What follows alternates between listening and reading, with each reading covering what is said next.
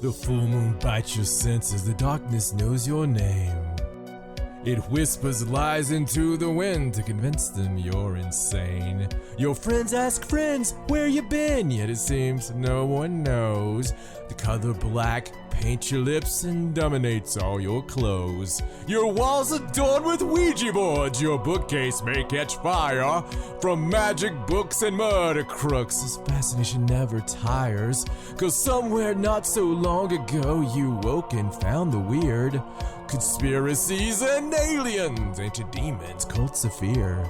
It's all more real than so-called news, it's everywhere you go. Thank God that John and Stacey welcomed you into the show.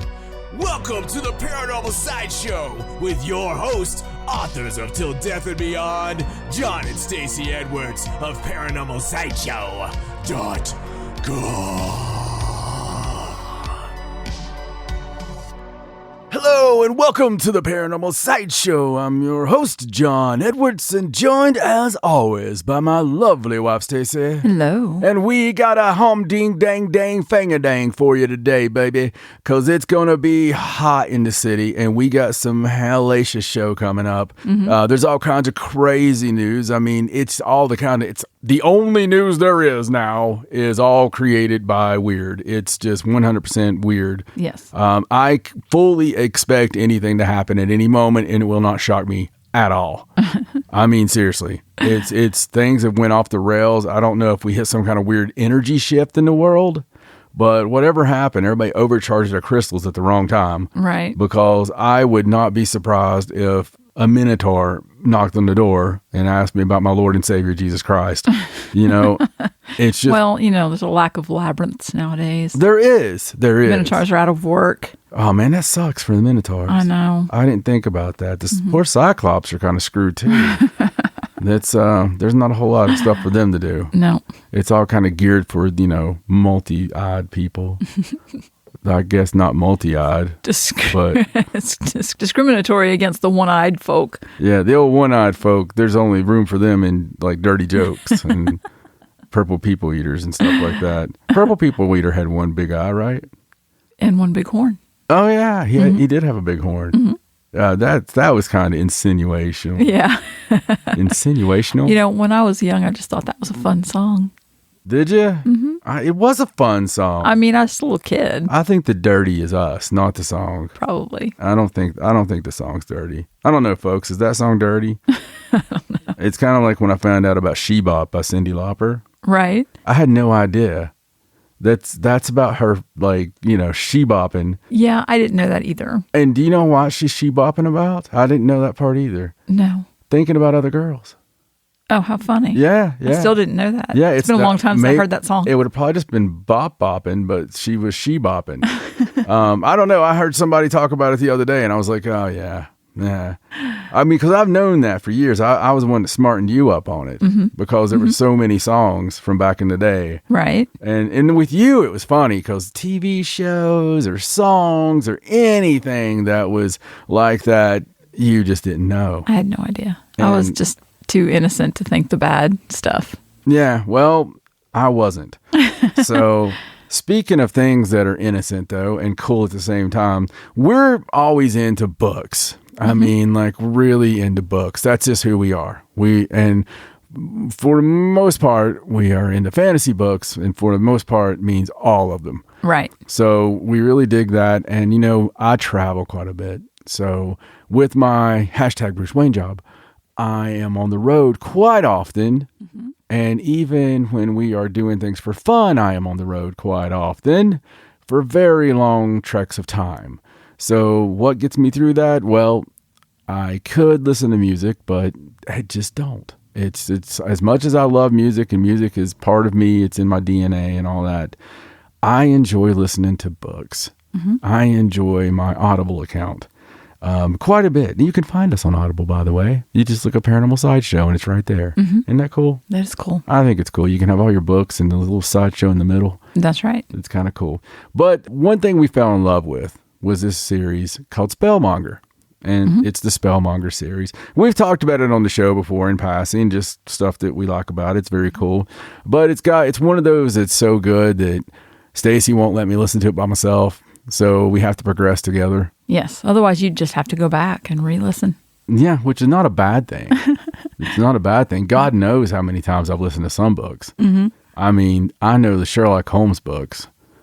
I've listened to those things probably hundreds of times. Mm-hmm. I mean, just the whole 72 hours of the collection. Right. Depending on who's reading it. I got one that's 65. Now, explain that. Same words. And one maybe guy, they read faster. well, yeah, but I mean, it's just crazy that you could read that much faster or that much slower. Right. Depending. Mm-hmm. But anyway, Terry Mancour is our current and probably like long time going forward favorite author. Mm-hmm. Just absolutely love him. And by the way, my favorite narrator's going to be John Lee for now to eternity as well. And that's saying something, because I had me a whole list of favorite narrators. Right. But my God, people, listen, I can't say enough good things other than the fact of, do you ever get mad when you buy a book and there's like 6 in the series, 7 in the series, and it's just done? And is there ever really a good way to wrap something up? I mean, it just sucks. And you know, or they die halfway through, you know, right, they have the gall just to kick the bucket right when it's getting good, you know, or Lord help us. Need I say Winds of Winter? I mean, where you have to wait for the book and wait forever. and wait and wait. Oh my God, the wait.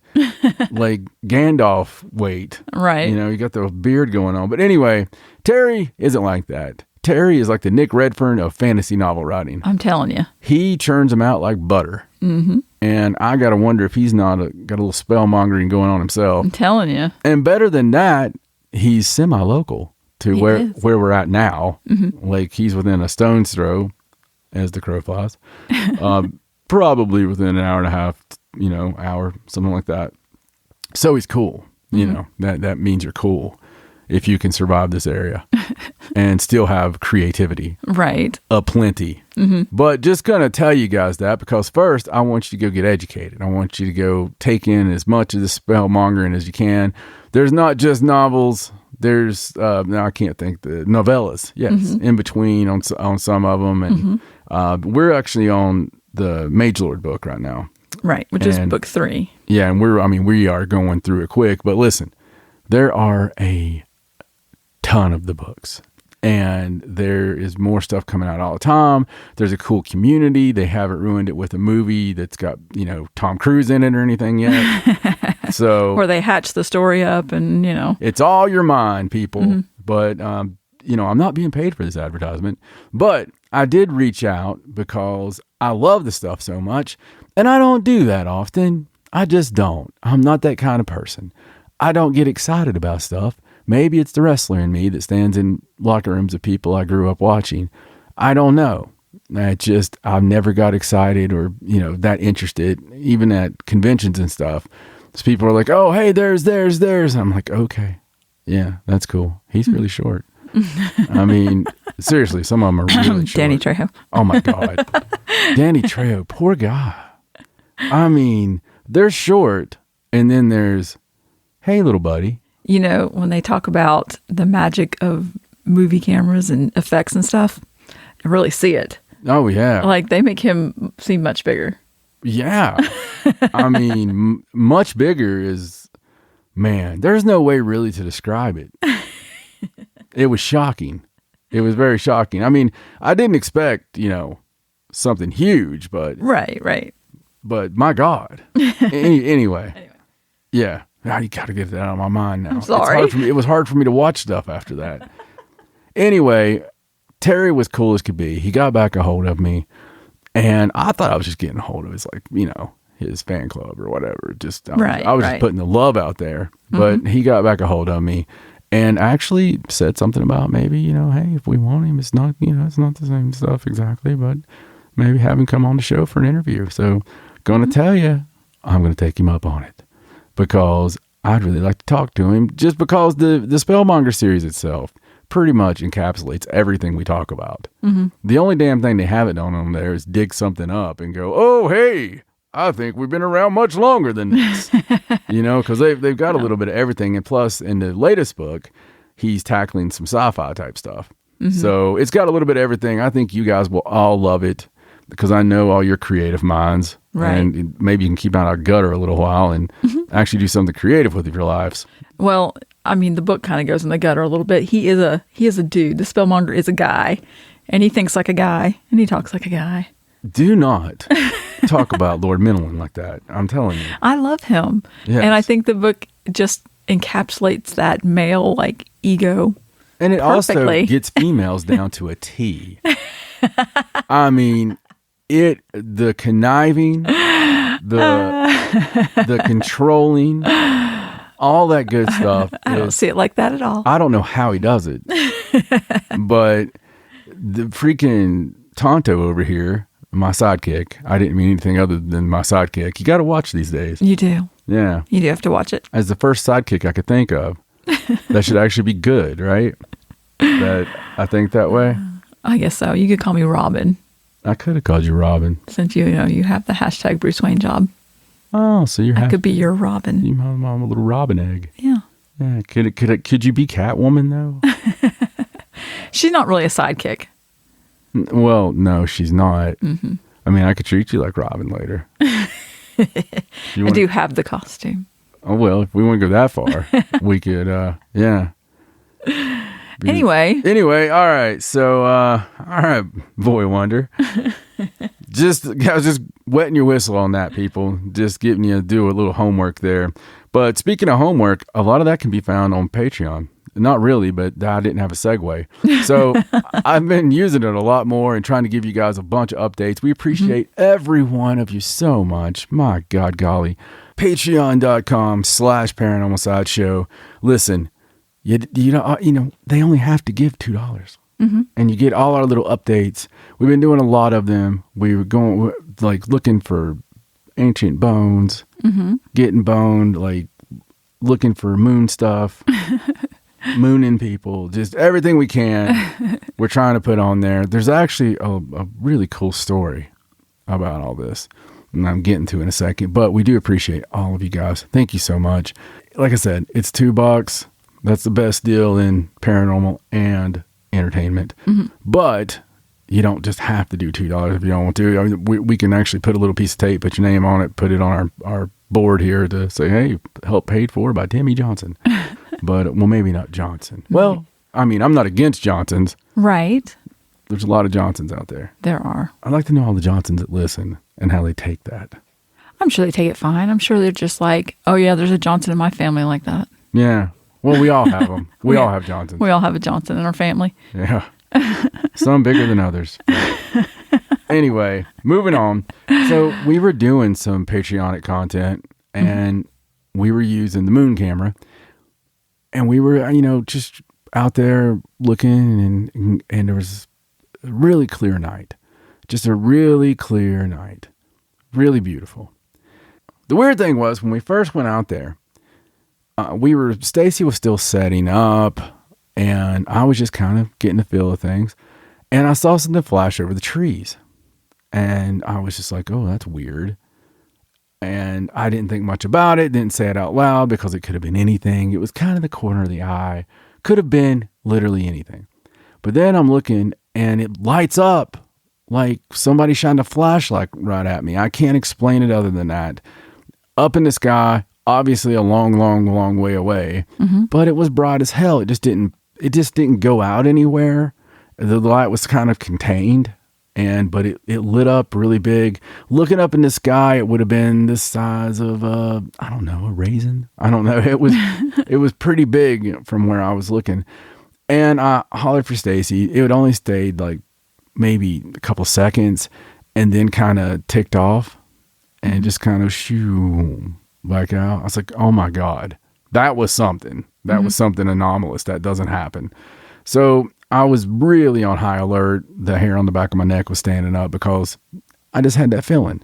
You just get that feeling sometimes, people. You know the feeling. And so we were looking, and we were actually like leaning back in the chairs at this point. We had a camera. Stacey actually had the control of the camera. I had a FLIR, And I was looking, just for heat stuff. And looking over top of us, coming over the top of the house, there I seen something. It wasn't flashing. It was a little bit too bright, kind of like a white light. And there was no, kind of plane markers. I mean, we can call it like the flashing lights or a sound, those things planes make. And to her credit, Stacey, because I was like, Stacey goes, look at that. I was like, oh God. I was like, that's something. And she goes, do I need to yes, film it. So she gets it and she films it. And I swear to you, maybe a couple seconds in, it don't just disappear. It disappears. I mean, it's like somebody turned it off. Mm-hmm. And it was just, dude, this wasn't hard to see. This wasn't like when you see a satellite up there and you're squinting. This was not far enough up for my comfort. Okay. It was just right over us and it was going. And then we noticed it. She puts the camera on it. Boom. It's gone. I'm like, holy crap. Mm-hmm. So I document all that. We explain it as it's happening on the film. Then it's like, well, let's look back at it.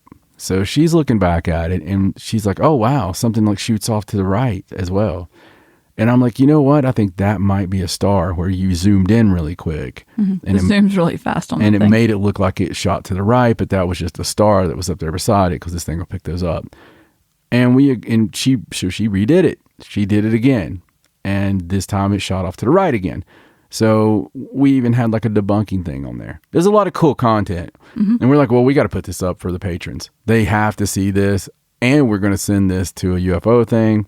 One of those sites that love to post UFO videos just because it's that cool. It was a honest to God anomalous event. Like there's no way to explain how no sound goes over top and just blinks out. Mm-hmm. So anyway, we were like, well, that's cool.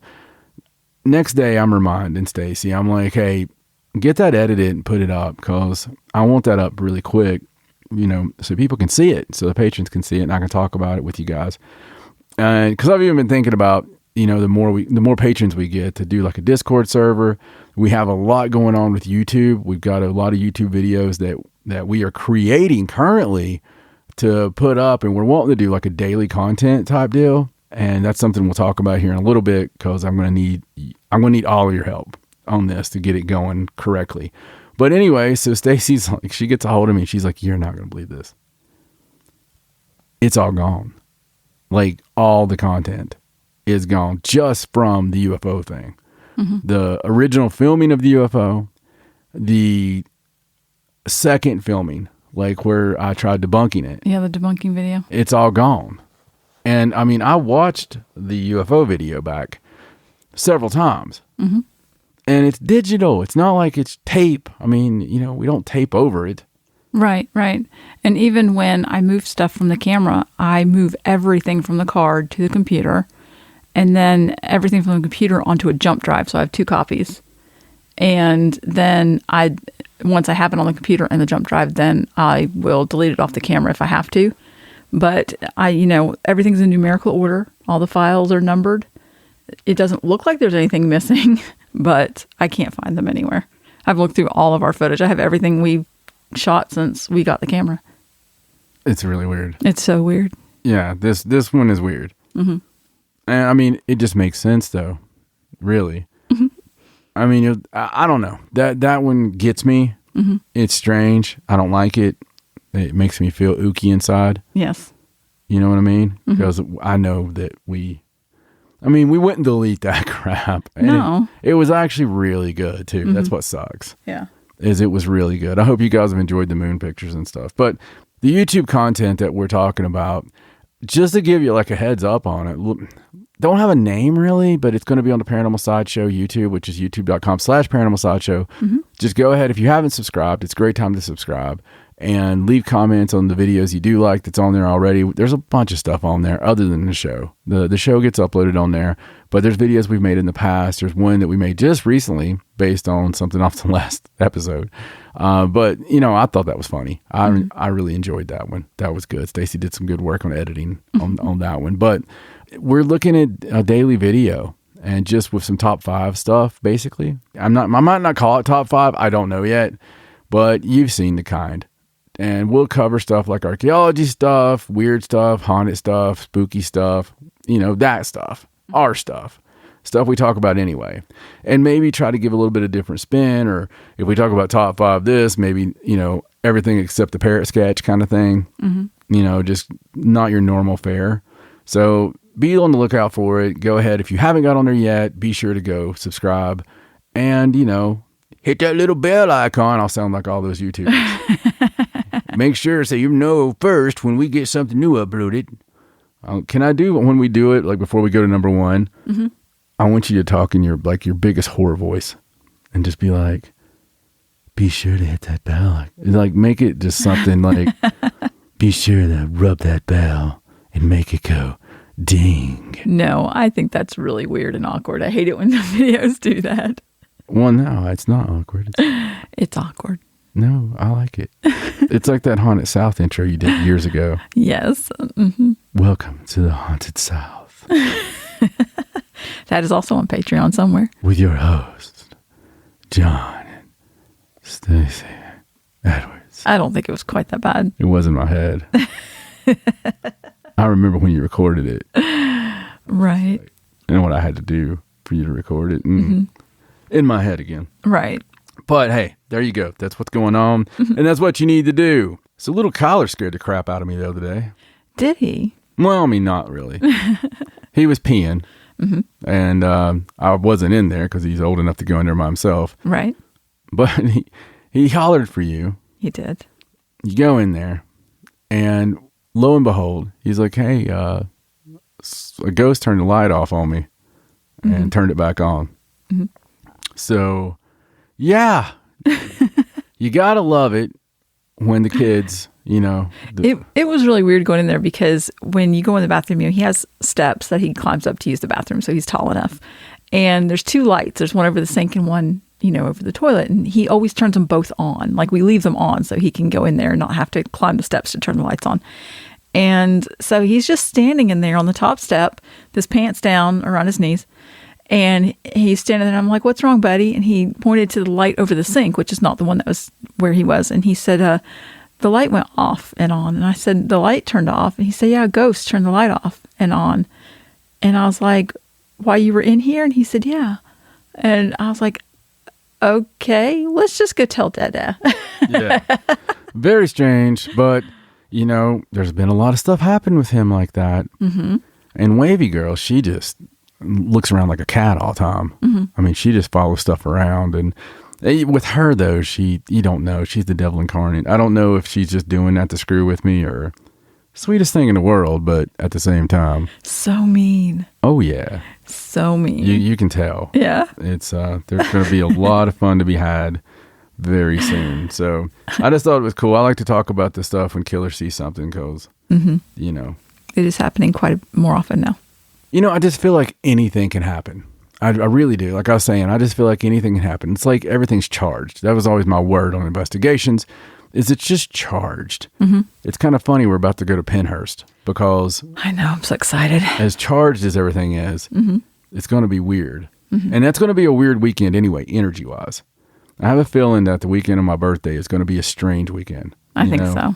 Just because everything's been building and building and building and building. And I feel like something's going to happen soon. I don't know what. I wish I did, but it just feels that way. We went to the Brown Mountain Lights the other night. Mm-hmm. And even when we were there, couldn't just have a normal night. No. It had to be like the weirdest people. So strange. We were like, well, let's just stay up here all night. Yeah. Enjoying ourselves. At first, we were sitting there listening to Spellmonger, by the way. Mm-hmm.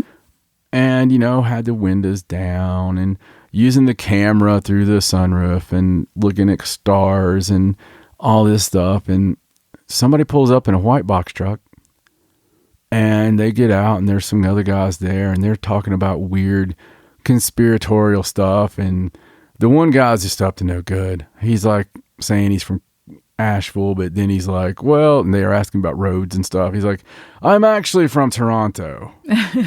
Just came to Asheville. Oh, yeah. And they're like, what do you do for a living? He's like, I'm in solar panels. Yeah. And he tells he probably listens to the show. He'll get a hold of it, be like, I am into solar panels. But he gives the name of the company, and they're like, never heard of it. He goes, yeah, me either. I swear that's what he said. And these guys were like, whew. These guys made me believe that we really did hunt together not so long ago. Okay?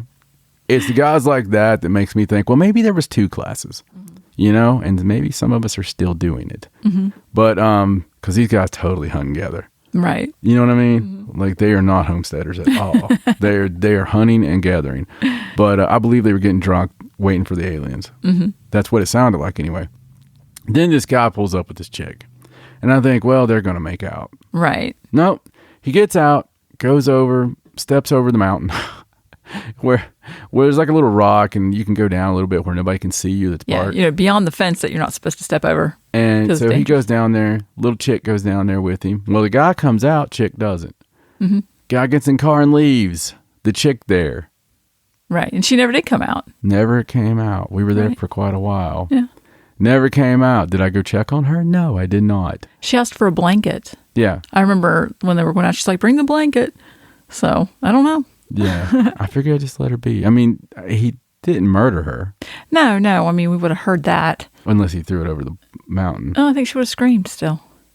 Well, then the other guy, they're like, we're still standing there, and those guys are talking down at the one end with the solar panel guy, and the other guy's left already. And then this huge, like, Suburban pulls in, and this guy gets out of the driver's seat and just walks as fast as he can all the way to the edge and then just stops. And like he was no nonsense, busy business, just fast as he could. And he looks like not out at the scenery. It's dark. He's looking down. He's like looking over and looking down, stands there, puts his hands in his pockets, then gets back in his car and leaves.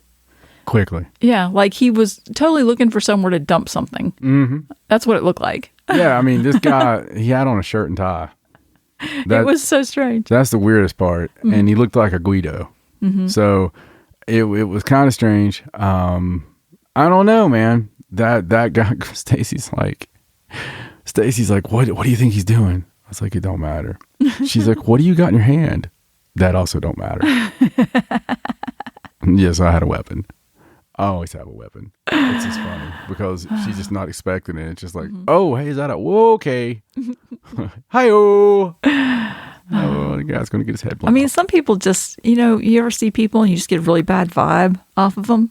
Yeah, this was that guy. It was that. Somebody was tied up in this guy's trunk. Yeah, something. Several people or something. I don't know what was going on. But because Stacey and I are like Jerry and Elaine on Seinfeld, we just watch it all happen. It's just like, well, I wonder what happened to that girl he took over the hill and left. What if she's still there? Because I could totally see that. We are a Seinfeld episode at all times to be like, well, shouldn't we go and maybe help? And then look at each other for a second. Nah. I don't see it. Because Stacey be like, I think that the cappuccino shop's going to close. Oh, yeah. Yeah, let's go. So, but, we have fun. Mm-hmm. We didn't see any Brown Mountain lights, though. No, we seen some brown lights, but they were off the mountain. It was like the off mountain lights, like a Broadway play. I'll tell you something else strange going on right now. Mm-hmm. You know what the helioviewer.org, right? So all the sun stuff. Right. Basically all NASA's sun cameras. Mm-hmm. And I keep up with that daily. Just daily. Mm-hmm. Keep up with the sun. Watch several people that talk about the sun in different ways, and some people a little bit more conspiracy based than others, and always looking for like artifacts. And there's that triangle, it's been there for a year. Yeah, buddy. You know what? I think that's probably like some kind of missing thing on the. I don't know. It's has there been stuff come up next to the sun that looks dangerously like a big giant craft. Yes, but that big giant craft would also be the size of, Saturn. So I don't know if that's what it is. If it is, we're all just screwed. Yeah, really. But, I don't know. I just go more for sunspots. They scare me enough. And, any kind of CMEs and all this stuff. So the sun's been very active recently, very active. And it's going through one of those times. And it's temperamental right now. So if we get hit ever with a direct, center of the damn sun CME with enough ejecti, so to speak, well, we're going to be screwed. Our electrical grid could go down. And I don't know how long it would take, honestly, to get it up. But we know what happens around here when you go through like 2 days of anything. I mean, look at Texas, right? Imagine Texas on a global scale. It's pretty scary. It is. Especially if you had no idea when this was going to come back, when we were going to get everything back. It's reason enough to be prepared. I mean, if you don't have anything like a generator or any kind of solar power stuff, it might be the time to get some. Because not only did they put a dire warning out the other day, they being, people that do that with the government, like, oh, well, there might be a termination event coming. Just from the damn reason that you call it a termination event. Right. And all the false flagginess around here, all the weird stuff happening, all the things they're talking about. On top of all that, they put out this damn story about a termination event from like a CME. And then for the first time I can ever remember, they're like, oh yeah, all the cameras are going to be turned off all weekend. Like we're doing work or whatever, but like you can't look at the helio viewer. Son's on vacation this weekend. Yeah, something's happening. I mean, are they bringing the crafts in right now? They're going to have to go in front of the camera or maybe. It's like, how long is it going to take you to get past the sun? Okay. Changing out the tape that makes us think there's a sun. I mean, it makes us think there's a sun. I don't know. It's just that's weird to me. It's just something for those of you who, go. It should be back by the time you hear this, but if you go try to pull up helioviewer.org, I don't even think it comes up right now. It's very strange. It is. It's weird. It's something to keep your eye on because I don't trust any of these people, especially when they're all meeting. Right. Like the G7 conference. The G7 conference to me, they can talk about all their climate change, schmange, all that stuff. During their hedonistic sex porn they're having at 1 a.m. with their bullheads on and all that stuff running around the rooms. You know what I'm saying? Right. That this is when all the weird stuff is being planned. It is. I mean, it's just... They're doing their sacrifice to the gods and... I don't like them all being around each other like that. Especially a couple of weeks before we're supposed to have the disclosure stuff. Right. And speaking of that, it had to be by the end of June. Okay? So that's the deadline. And everybody who's anybody, whether you're into it or not, you cannot go without hearing about the UFO disclosure. You can see the leak where I knew they were going to do this, where like New York Times, God, the trusted voice of the New York Times these days. But the New York Times is like, got the leak of, well, maybe it's going to be a bunch of hullabaloo and, hyperbole. It's nothing, right? Right. And then there's the thing like, well, they're not going to be able to say that it's aliens. They're just going to be able to say we have no idea what it is. Oh, that was my favorite. They were like, well, they're going to come out and say that it's not aliens. But they don't have any idea what it is. Yeah. But it's okay because it's not aliens. Except that it's a freaking craft doing things we can't do. Yeah. So no matter what they say, that cat is out of the bag. Right. Okay. There's no putting the rabbit back in the hat. And it's a new day. It's a new dawning. But with that said, any kind of dump of information they're going to do, they have a Friday news dump historically. You can look this up.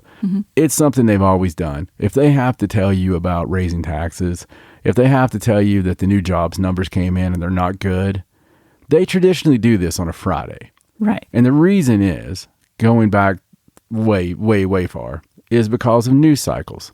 And because they're going to think that you're not going to really give a damn as much, and it's not going to be covered by the media as hardcore because think about your opinion people, usually are Monday, Friday people. Right. So if you watch a show, a lot of times it's Monday through Friday. And on the weekend, you're doing other stuff like getting laid, eating dinner. Relaxing. You're not worrying about that old pesky news. Yeah, that too. Yeah. So I'm watching sports, all the mindless things. Mm-hmm. That happens, on Saturday and Sunday. So that's my thinking here. So they're going to do it on a Friday. Mm-hmm. Damn positive they're going to do it on a Friday. And they're going to do it on Friday, June 25th, because that's the last Friday in June. Right. And it's also my birthday. It is. That's my birthday. So how fitting is it right. that we're going to get the not disclosure, disclosure. Right. It's my favorite kind of disclosure. The not disclosure is going to happen on my birthday. Okay. I think that's cool. Mm-hmm. I think they planned it. Now, they haven't actually said that, but that's just what we think, right? That's what I think. That's what you think, yes. You're probably right. You can jump on that boat if you want to. It's just what I feel. I feel it. I feel it in my bones. Well, whenever they do drop it, it's going to be very strategically planned, specifically for whatever time they want to do it on whatever day. Like you said, on a Friday, they probably got a specific time. Here's what sucks. Mm-hmm. We're going to be on the road. We are. So we're going to be traveling already. Right. The only good thing about that is that, say everything goes to shit, we can pretty much go to the safe place. Right. Because we're already going to be traveling. Mm-hmm. I mean, these kids are screwed. Right. But we'll leave a contingency plan. Yeah, guns and food. There you go. That's enough. Yeah. So anyway, it's all good. Mm-hmm. I think it's exciting. It is. Regardless of what happens. And I'm sure you have some bits and tids in the news about it. So probably. And I'm sure there's something here or there. But, I would dare say that it's getting close to time for a list. Oh, yes. Do you feel like a list? I do. Well, not personally, but I like lists. Well, I feel like a person. I've got a Jim Dandy for you. Oh, good. Yes, it's a Bobby Dazzler. Mm-hmm. This one is it's kind of, it's topical. Okay. I know you love topical solutions. Right. Especially when they get rid of those pesky genital warts. But I hate those things. Yeah, damn. I swear I got it off the commode lid. But anyway. The commode lid. So. Came from the hot tub, I swear. I used the tanning bed thing once. Did you? Yeah. It's like, I don't think they cleaned the tanning bed well. So anyway, I'm just kidding. We've not had any. There's been no STDs. I can see that now. Right. I was already talking to Stacey. I was like, if I ever wanted to run for office, do you imagine all the mountains of crap we have to delete? But I mean, just going back, like I was thinking about my old, and she said, what about your MySpace? And then I was just like, I didn't put it over when she said it, but my heart dropped. I was just like, oh my God. MySpace was when we still somewhat could say what we wanted to. And man, that was, I had a controversial MySpace. Mm-hmm. From my top 8 on down, it was controversial. Mm-hmm. It was controversial with my friends, public, everything. I like being that guy that everybody would be pissed about their place. Right. Like I would put it out like rankings once a week. Publish it to all your friends. Dude, I did it. Did you make the top 8 this time? Every week. And I would end up giving like reasons that you were like number 2 and number 3 to people. Mm-hmm. You're like, well, we didn't really hang out last week. I mean, I can't. And I did hang out with him. Mm-hmm. So he got the coveted spot. I actually would keep one person at number 1 all the time. And it was political motivated. Mm-hmm. But it was, I wish we still had top 8s. I do. Because it's fun. Ranking people in order of their importance in your life. Right. There's something just satisfying. I guess it was lucky for you that I didn't actually have a MySpace. God, it was so lucky. Because that would have made you in trouble. It would have made me not single, number 1, which is what it appeared I was. You take all the fun. You would give me some kind of weird philosophy, these are top friends. We're family. It's different. It is different. I've already had to do that. It is very different. They should have top family and top friends. Top family. You got to rank your family? Yeah. Boy, that wouldn't start some arguments. Yeah, because let me just go ahead and tell you, top friends and top family are usually not the same. No. But they are in our little household. And that's a good thing. because we're all just too weird for anybody else. It's nobody can take us for that long. It's okay. Short doses is all you need. So anyway, were we talking list? Lisp? List. Oh, Your list. You have a lisp. All right. Yes, we are. And it's 10 things, Oh, okay. but not together. So I got 2 lists of 5. Oh, okay. Okay. Yes, because I wanted to make the 5 things that if we're finding out this closure or Jesus, maybe we even get to ask the aliens. Maybe it'll be like a Reddit and they'll have like an AMA with ET. That'd be amazing. Wouldn't that be awesome? It's like, okay, guys, it's Friday. Here it is. We just, we could have put out all this stuff. Instead, well, we've got Marvin here. And Marvin is a Martian, and he's going to he's going to answer your questions for the next 30 minutes. So, we'll try to upvote your questions and have at it. Right. So. I think the aliens would get over much better that way. Yeah, I think they would too. Yeah. Especially if they just own social media like that. They've already got one in charge of Facebook. So, but listen, if we had a chance to ask any questions and receive the answers from the aliens, from, the files, the people in charge of the aliens. Right. I had 5 things that I want to know. Okay. And I had 5 things that I want to know if you guys have the time to answer these. It's 2 different lists. Okay, so 5 you got to answer, and 5... If you guys don't mind. If you don't mind, could you tell me? Yeah. Okay. So let's start with the 5 things you absolutely have to get the answers for. Good way. We're on the same wavelength. Yeah, That's exactly how I wrote it. Okay. Okay. I guess the only thing we really can do is get started with the 5 things that I want to know from the ET. Okay. And like I said, either from the ET or from their liaison, Johnson. Right. He'll tell me. Alien Johnson. All right, you ready? Mm-hmm. Number 5. You could do like the Ed McMahon thing. Number 5. Number 5. Are you able to travel through time? Oh, good question. Just thought I'd start, with the fun stuff, right? Mm-hmm. Really want to know. I mean, of course, that goes into the whole thing of how do you guys travel? Right. Do you travel coach or, No, I mean, just really the propulsion, I guess, and all that boring crap. Mm-hmm. Well, let's just face it. What you really want to know is, can you time travel? Exactly. Because if you can, I got a few things I want to get ironed out. Number 4. How many races of you are there? Very good question. Handy information. Obviously, it's not us just versus all the aliens. Right. If we find one, then God knows there's got to be a blue million, right? Oh, sure. So maybe they have a handy guide. Yeah, it'd be great if you had like a field guide. Like a guide to the galaxy. Wouldn't that be something? That's something that Johnson Alien would accidentally leave at the Grand Canyon. Right. The field and guide. Someone would find it. I want someone to fake make the field guide that was left by somebody else.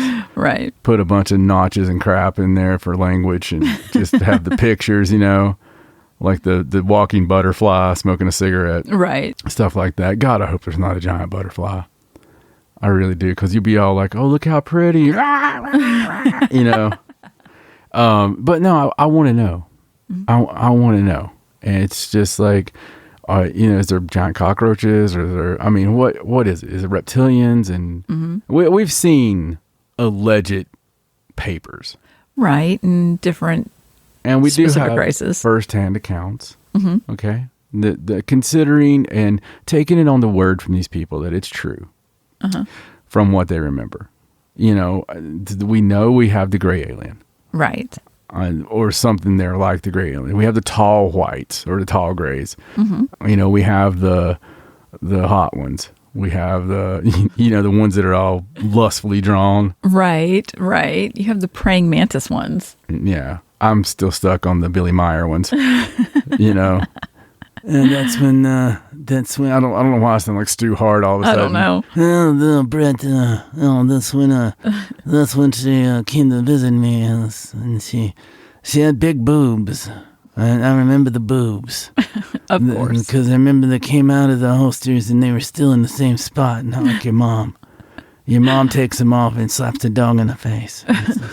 I'll never forget it. So is that your knees? I don't know. But yeah, it's, they all come from one star system. It's right there. Well, what is it? It's that one. I'm not sure. They just point that way, and they said we came from there.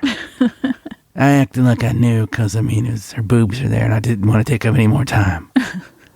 So I had to pretend that she swayed me. And then she looked like a praying mantis when I got to see what she really looked like, which gets me to some of my other questions later on. Mm-hmm. But, I mean, that's just something I'd like to know. Thank you, Stu Hart. Mm-hmm. Number 3, how far back in time did you first visit us? Oh. Mm-hmm. I want to know, I mean, because that gets us to other questions. It does, and possibly gives you answers of other things that you want to know without having to ask that question. Exactly. How many ages of man has there been? Right, because they could have been visiting way back in, the other age. Antiquity is the word you're looking for. When it was just giants here, or when it was just little people, or when it was or whatever else was or before little us. people with the giants, which we've come to find the bones all the time, which is the weirdest thing ever about all the damn funeral things they find. Mm-hmm. It's like we dug into the mound, and there was a 15-foot giant and a 1-foot skeleton. And it's always like they're together. I mean, right. I tend to think that the little person led the giant. Like they were some kind of shaman. Right. And they were just like, come on, boss. Get on, group. you know what I mean? And right. It's like, okay, buddy. Because I just don't see I don't know. And I hope to God they didn't have sex. Unless the giants were kind of like Bigfoot. Mm-hmm. Bigfoot and his micro penis thing. Right. You just never know. You never know. God, that's the worst Bigfoot story ever. It's like, and that's when I noticed he was hung like a gnat. It's like, well, no wonder he's angry and killing people. And he hides in the woods and never comes out. That's missing 411. Don't look at his junk. As soon as you see his junk, he takes you. And you don't all come those back. people that are missing, they all laughed at him. Yeah. They're like, oh, God, it's Bigfoot. Well, I guess we've dispelled one myth today. And they never saw her again. Yeah. How big is his feet? All right.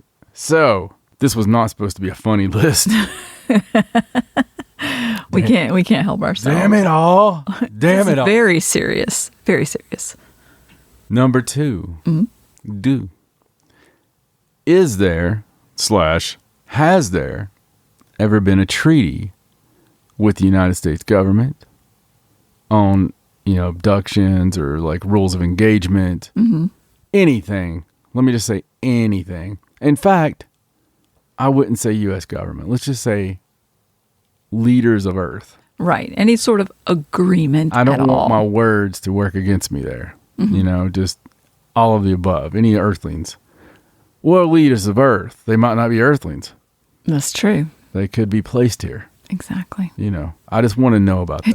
It's like wishing with a genie. You got to be very specific with your question. You do. I answered a question on Twitter earlier about what my 3 wishes would be if it couldn't have anything to do with health or money. Right. And I don't think people liked my answers very much. What did you put? Oh, it was sex related. Oh. Mm-hmm. I mean, all of it. Right. Well, I mean, I couldn't think of anything other than money and health. Well, that's where you have to think like outside of the box. You could be, your question could have been health or money related. Like maybe if you're good at sex, that leads to the money thing. Do you see what I'm saying? Like wish for things that could get you money and health. I forgot for one of the wishes to be the fact they agreed. Like that should have been one. Right. Like, number 1, I get consent. Number 2, Lacey Chabert. Right. Number 3, Lacey Chabert again. Just in case multiples weren't in that agreement. Anyway, she wouldn't be doing no Christmas movies after I was done with her. I'll tell you that much. She'd be like, I'm sorry, Hallmark. I feel a little bit dirty. I'm going to do a different kind of movie. Number 1, religion. I want to know about God. Oh, okay. What's your God? Is it the same God? Is the God, God? Is it, how do you guys have religion? Is all the races got the same religion? Does it have some sort of religion? Was there, did Jesus have to do this trip like 150 times? I mean, you know what I mean? Like, did he have to come down as a reptilian on planet XX? Right. And, do all that stuff? So it's Those are all very good questions. Thank you. Just, oh, by the way, on the Twitter thing, only one of them was about Lacey Chabert. I was just kidding. I see. I actually said I wanted all the access to anything hidden knowledge on the planet as one of my wishes. And like Vatican, anything I wanted to go into. Right. Any kind of like hidden document. The way I put it on there is like I show up and everybody's just like, well, you know what? This is the magic of editing. Hold on a second. Oh, look what I have right here. Oh, what's that? I have my list from earlier. Oh, amazing how that happened so quickly. Now, this was on the John Hawkins Twitter, by the way. Okay. I wouldn't have done this on Sideshow. Okay. On Sideshow, I don't project, anything because people don't always know we're kidding the way we kid. That's how you know you have a good marriage is when we can actually sit there and talk about people being hot. Right. Right. And then pretend that we're that person. So my 3 were this. Maybe you will like this. Okay. Number 1, and by the way, be ready because I'm going to ask you your 3 wishes in between our list here. Okay. This is something fun. Okay. Cool. So, number 1, I would wish for fluent knowledge of every language, written, spoken, and dead languages. So I could write them or hear them or talk them or whatever. Right. Right. Number 2, I would have access to all secret archives and knowledge to the point of just being able to walk in anytime I wish, anywhere I want. And number 3, it involves a bunch of Latino women. No need for details. Well, I mean, I was just being honest. Right. Well, I mean, that's what they want. If I could have like a Latino harem and listen, the reason I'm saying Latino is because, man, Mexican women are so hot. But all women of like, right, like when you get south of America, Brazilian and Colombia. I mean, my God, right. I don't know if it was something that God did to make it okay because it's for the guys because it's hot, right? It's right. like you're gonna have to suffer through a lot of crap. You're probably gonna work outdoors.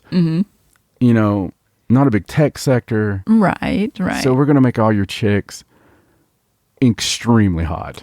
Well, there is a theory that women look better where it's warmer because they wear less clothes. Like when you get further north and it's really cold and you have to put on a lot of layers, an extra little layer of, fat kind of helps keep you warm.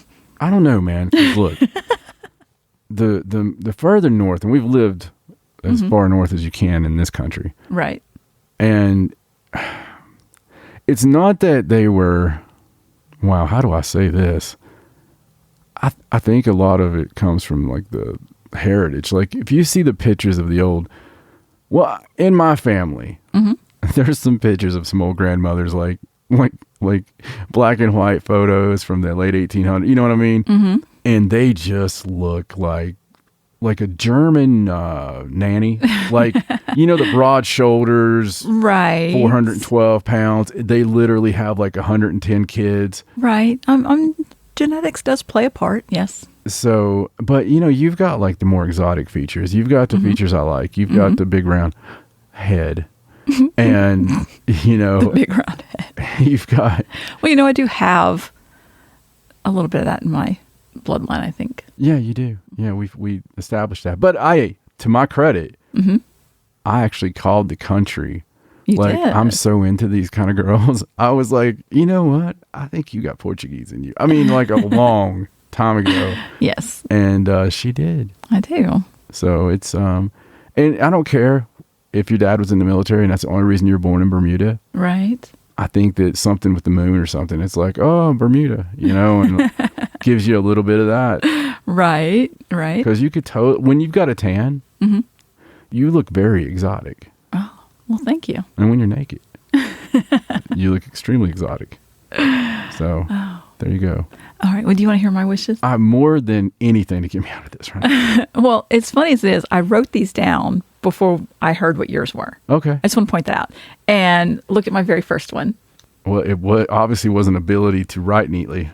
Give me that. It's the ability to understand all languages. Oh my God. That was my first one. And I wrote it down before I knew that was your first one. Oh my God. Fist bump. Yeah. So Oh my God. I've always wished that, like, my wishes are all abilities. I don't know. But I would love to have the ability to read, understand, That's why you speak, didn't. write. You did the weird pop. When I did it, you kind of looked at me like, okay, if you're playing Trivial Pursuit with Stacey, if you're playing any kind of game, she's got this thing with her eyes and like a little smile. And like if she knows the answer and you don't, you'll be like, the answer is Spiro Agnew. And they'd be like, no, why did you say that again? Because eventually it's my Trivial Pursuit thing. As a kid, I would get so many right because that bastard was like the answer to so many questions. Anyway. Now, if he doesn't know the answer, he just says Spiro Agnew. Yeah, always. Ever since then. People think you're smart anyway. Well, no, but good answer. Good answer. Not many people talk about Agnew these days. But freaking Stacey, she has this look. And it's like everything, it don't matter if like 5 seconds before she knew the answer, she could have had her legs spread and like all bad postured and kind of like drooling or whatever. And when she knows, it's like she's got on this nice little summer dress and she's got her legs crossed just right like a lady and her hair is all done up and her hands are resting on her lap and she, like, yes, okay, that's a good answer. That's really cool, man. That's really cool. Okay, what's your second one? My second one is I would wish for the ability to talk to animals. Because I just want to do that and empathize with them. I love animals. You can talk to animals. I'm a huge animal person. I really can't, though. I can't hear them. I mean, I could talk to them out loud, but I don't know what they're thinking. I'd like to be able to communicate. Maybe I should say communicate. Is that why you always want me to tell you what they're... Yes. I think you would be let down. No, I don't think I would. I mean, like with dogs, it would revolve greatly on... Oh boy, like their equivalent of... Yeah, it doesn't matter. I'd still know. Ball. When they were happy. Food. And gotta poop. And my last wish, and I don't think that this is health related specifically, but I guess this might just be a girl thing. I would like the ability to be able to eat whatever I want without gaining any weight. Is that health? It's borderline. It's not really. I'm not talking about healthy stuff. It's either health or a deadly sin. I want to be a glutton and not have punishment for it. Is that really that's on your mind that bad? No, but I really couldn't think of a third wish. Do you know the ungodly amounts of sweets that you eat? Yes, I know. And I actually don't eat as much as I used to. And I still like seeing you naked. I think you've got that ability. It makes me kind of want to like slap you. No, because I gain weight really quickly. I have refrained from a lot of things. Bro, I can't eat a hot dog without you seeing it in me. Like, I mean, literally, I have to, I barely eat anything. I refrain from a lot of stuff I want to eat so I don't gain weight. Aw. Well, you shouldn't worry about it so much. I would love you anyway. I know you would, but I wouldn't. So. I mean, you my little chubby wubbikins. And that's one reason why I don't want to gain weight. Well, no. You gain, like when you do gain weight, you gain it in good places. I mean. Well, how about then I would wish for the ability to be able to learn a new skill very quickly. Any new skill I wanted. Be able to learn it. That's just perpetual. That always, like anytime you want to learn a skill. Well, if we would just listen to Elon. Right. And get chipped. That's right. I had a big argument about that at work. Download the stuff. Did you? Yeah. One of my fellows that can actually argue with me. Right. Without me firing him. He was talking to me about it, and he was talking to me about, have you heard about they're going to put down computer chips and something like that? I was like, yeah. Sign me up. And I'm going to do it. I mean, if we have trials on that and they need people, I'm there. Right. I keep trying to put it out there. because I want it to happen. And, I think people think I'm joking. No, I know you're not joking. I'm really not. The chip. The ability, listen, the ability to download information into you, like where you instantly can speak these languages and things. See, there's not enough time here. We're cursed with it's almost a criminal amount of time on this earth. Right. Okay. I don't think that, now I'm not going against the grand design. I'm not saying, okay, because it's all going to make sense. Right. When, what we're working for, not to get too deep, is much better. There's not going to be body pain. There's not going to be, we're going to be, ethereal or whatever, it's better. But while we're here, partaking in the dirty sin, I just wish that we could, without being broken down, have twice as long, Right. I think even 200 years would be the amount of time, really, because you're stupid until you're about 35. Right. Now, I can say that because I've been those ages. So those of you under 35 right now, kiss my ass. Okay? Don't get upset. If you listen to this show, you don't get upset easily. I already know you're one of the good people. And you probably already are pretty freaking intelligent. Right. Okay? I don't mean intelligent like book smart. I mean world smart. Right. Things look different to you. They taste different to you. And it's things that you would never imagine.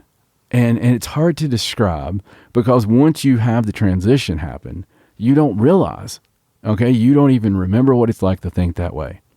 But some of the dumb mistakes that I made, some of the things I didn't capitalize on, some of the things I wasted away, some of the times and the opportunities I wasted away for no good reason. Right. I would, you always hear the people say, man, I'd give anything to be able to go back and do that again. And with what I know now. Right. And, they're like, but I don't regret a thing. You know what? I do. I regret a shitload of stuff. And I think that people are lying to themselves. Right. Because it's always about, well, I wouldn't have met you, honey. Or I wouldn't have, you don't know that. That's true. I mean, you really don't. You don't know that. You don't know that you couldn't have met. You don't know, like, if you could have changed something, maybe they could have changed something. Maybe you still would have met. Maybe Stacey and I would have met in a college class of archaeology. Maybe we would have been on a dig together. You just never know. And yes, that's what I would have done differently. I heard it too. Yeah, I heard something earlier when you were doing your list. I thought I heard something then too. Yeah, I don't know what that was. That was weird. But if you could go back and you could change anything. Now this doesn't have anything to do with kids or anything butthurty like that. Okay.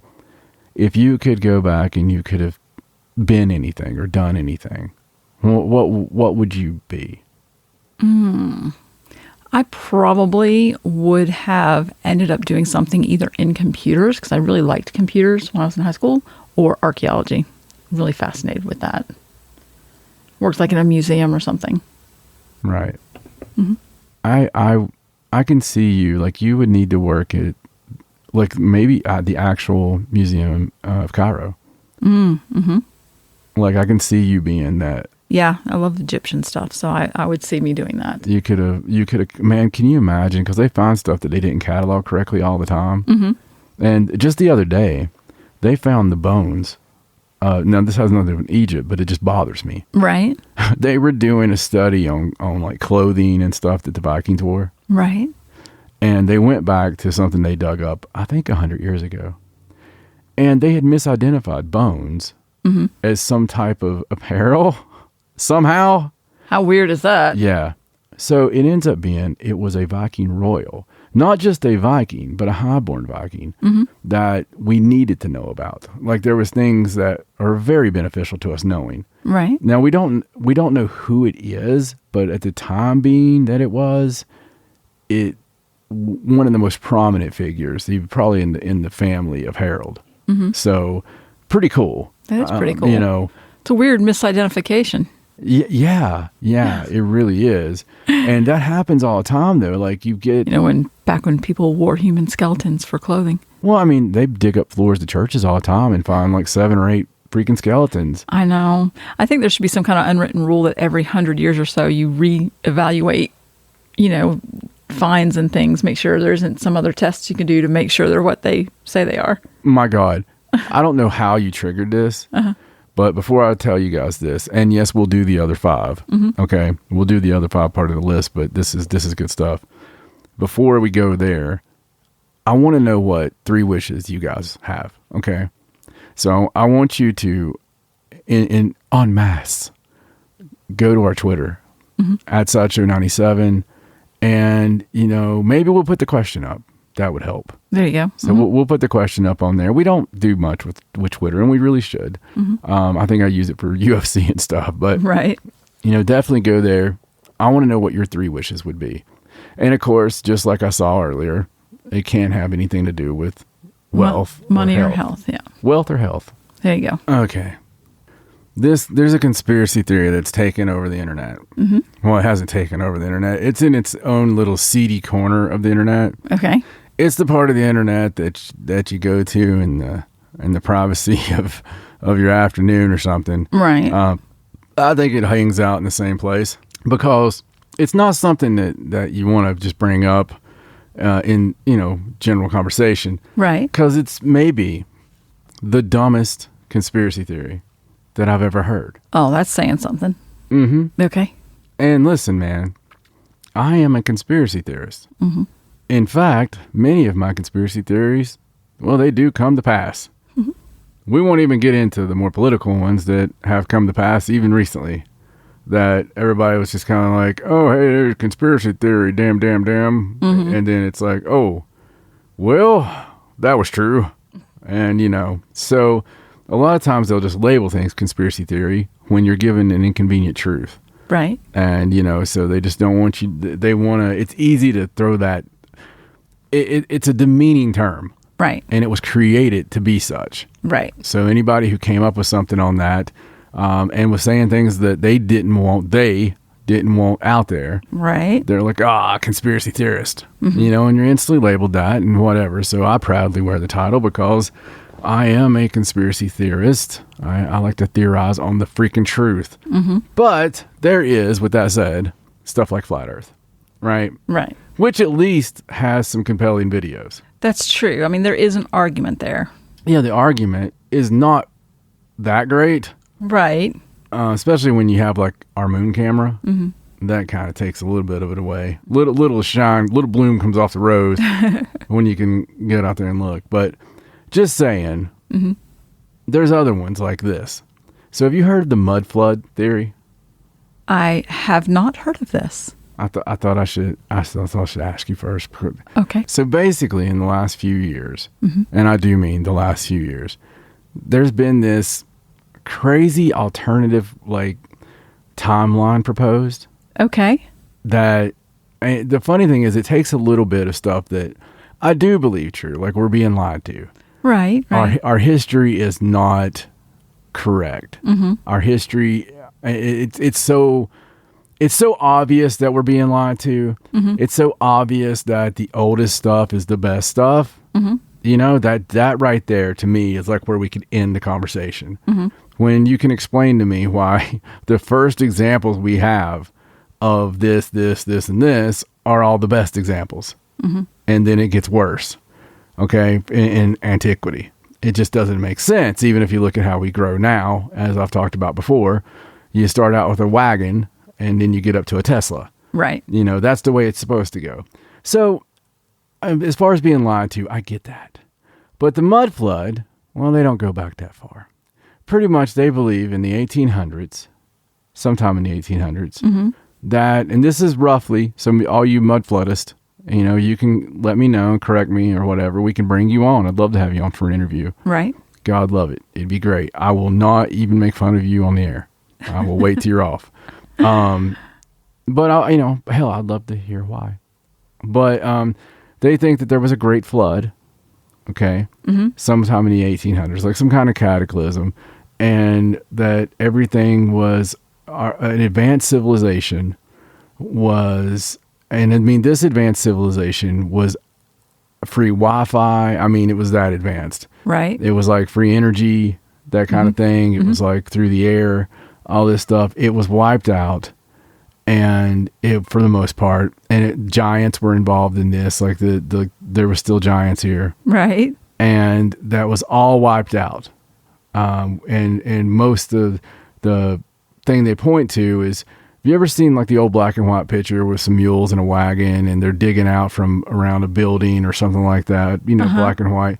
Well, they use those, the buildings like where there's been something and they've actually built atop the old town. Right. Okay. A lot of that you'll find in the videos, because there is examples of that, a lot of examples. Right. Or if you're walking down the street and you see like the tops of windows as like the basement looking part of it, because they've built a top. Right. And that's part of it. I've actually seen some very damn compelling stuff. Like when they show like Egypt, and they show, like we didn't dig out like the Sphinx until, this time period. So there's a lot of that kind of stuff. And God help us if they find like old Seattle, Right. or old Portland or whatever, things like that. But they had there's a name, because the civilization before us, before the 1800s, was called Tartaria. Okay. And, it was giants that pretty much ruled everything at the time. And I don't know what the disaster they say was that caused like the mud and sediment and everything to come and cover everything. Right. But that's what. So am I understanding you correctly? You are saying 1800s. Yeah. Not 800s, like No. 1800s. No, the 1800s, and everything else has been made up. Oh, so like all the stuff that happened in the 1700s and 1600s, it's all just stories. Essentially, it's all been made up. Oh, I see. Which, I mean, to be honest, we wouldn't know. True. We wouldn't know if the world was created and we were in a simulation, and the world was actually created in 1800. Right. And they can create any of that crap. Right. If they wanted to. I mean, if it was a simulation, it's a simulation. That's true. That's true. But that's not what this is. That doesn't get that smart. And it kind of, they get the Tartaria because like they called anything, it was a generic name, Tartars. I see. Tartars. It was used by all the Europeans until like the mid 1800s. Right. For people who inhabited like the mostly unexplored regions of Asia, like, Siberia and all that stuff. Right. And even if you think back to like the 13th Warrior, and they're like, the Tartars are coming, That's coming. true. I thought I had heard that word before. Yeah. I couldn't place it. That's because you've heard that movie start 1,000 times. I guess so, yeah. But that's where they get that. What an interesting conspiracy. Yeah, I mean, there's some people there's a bunch. If you go down the rabbit hole, there's a bunch of videos, and the oldest go back maybe 5 years. And it's not a joke. No, it's not a joke. Wow. It's not a joke. And much like Mandela or any of these other ones, they continuously find things to put in there. Right. But obviously I haven't done a themed episode about mud flood. No, we have not. As much as I dig the name because it's rhymes. Right. I'm still not falling into that one. Because I just thought that one's a little out there. Thought I would tell you about Tartaria. Wow, how interesting. Yeah.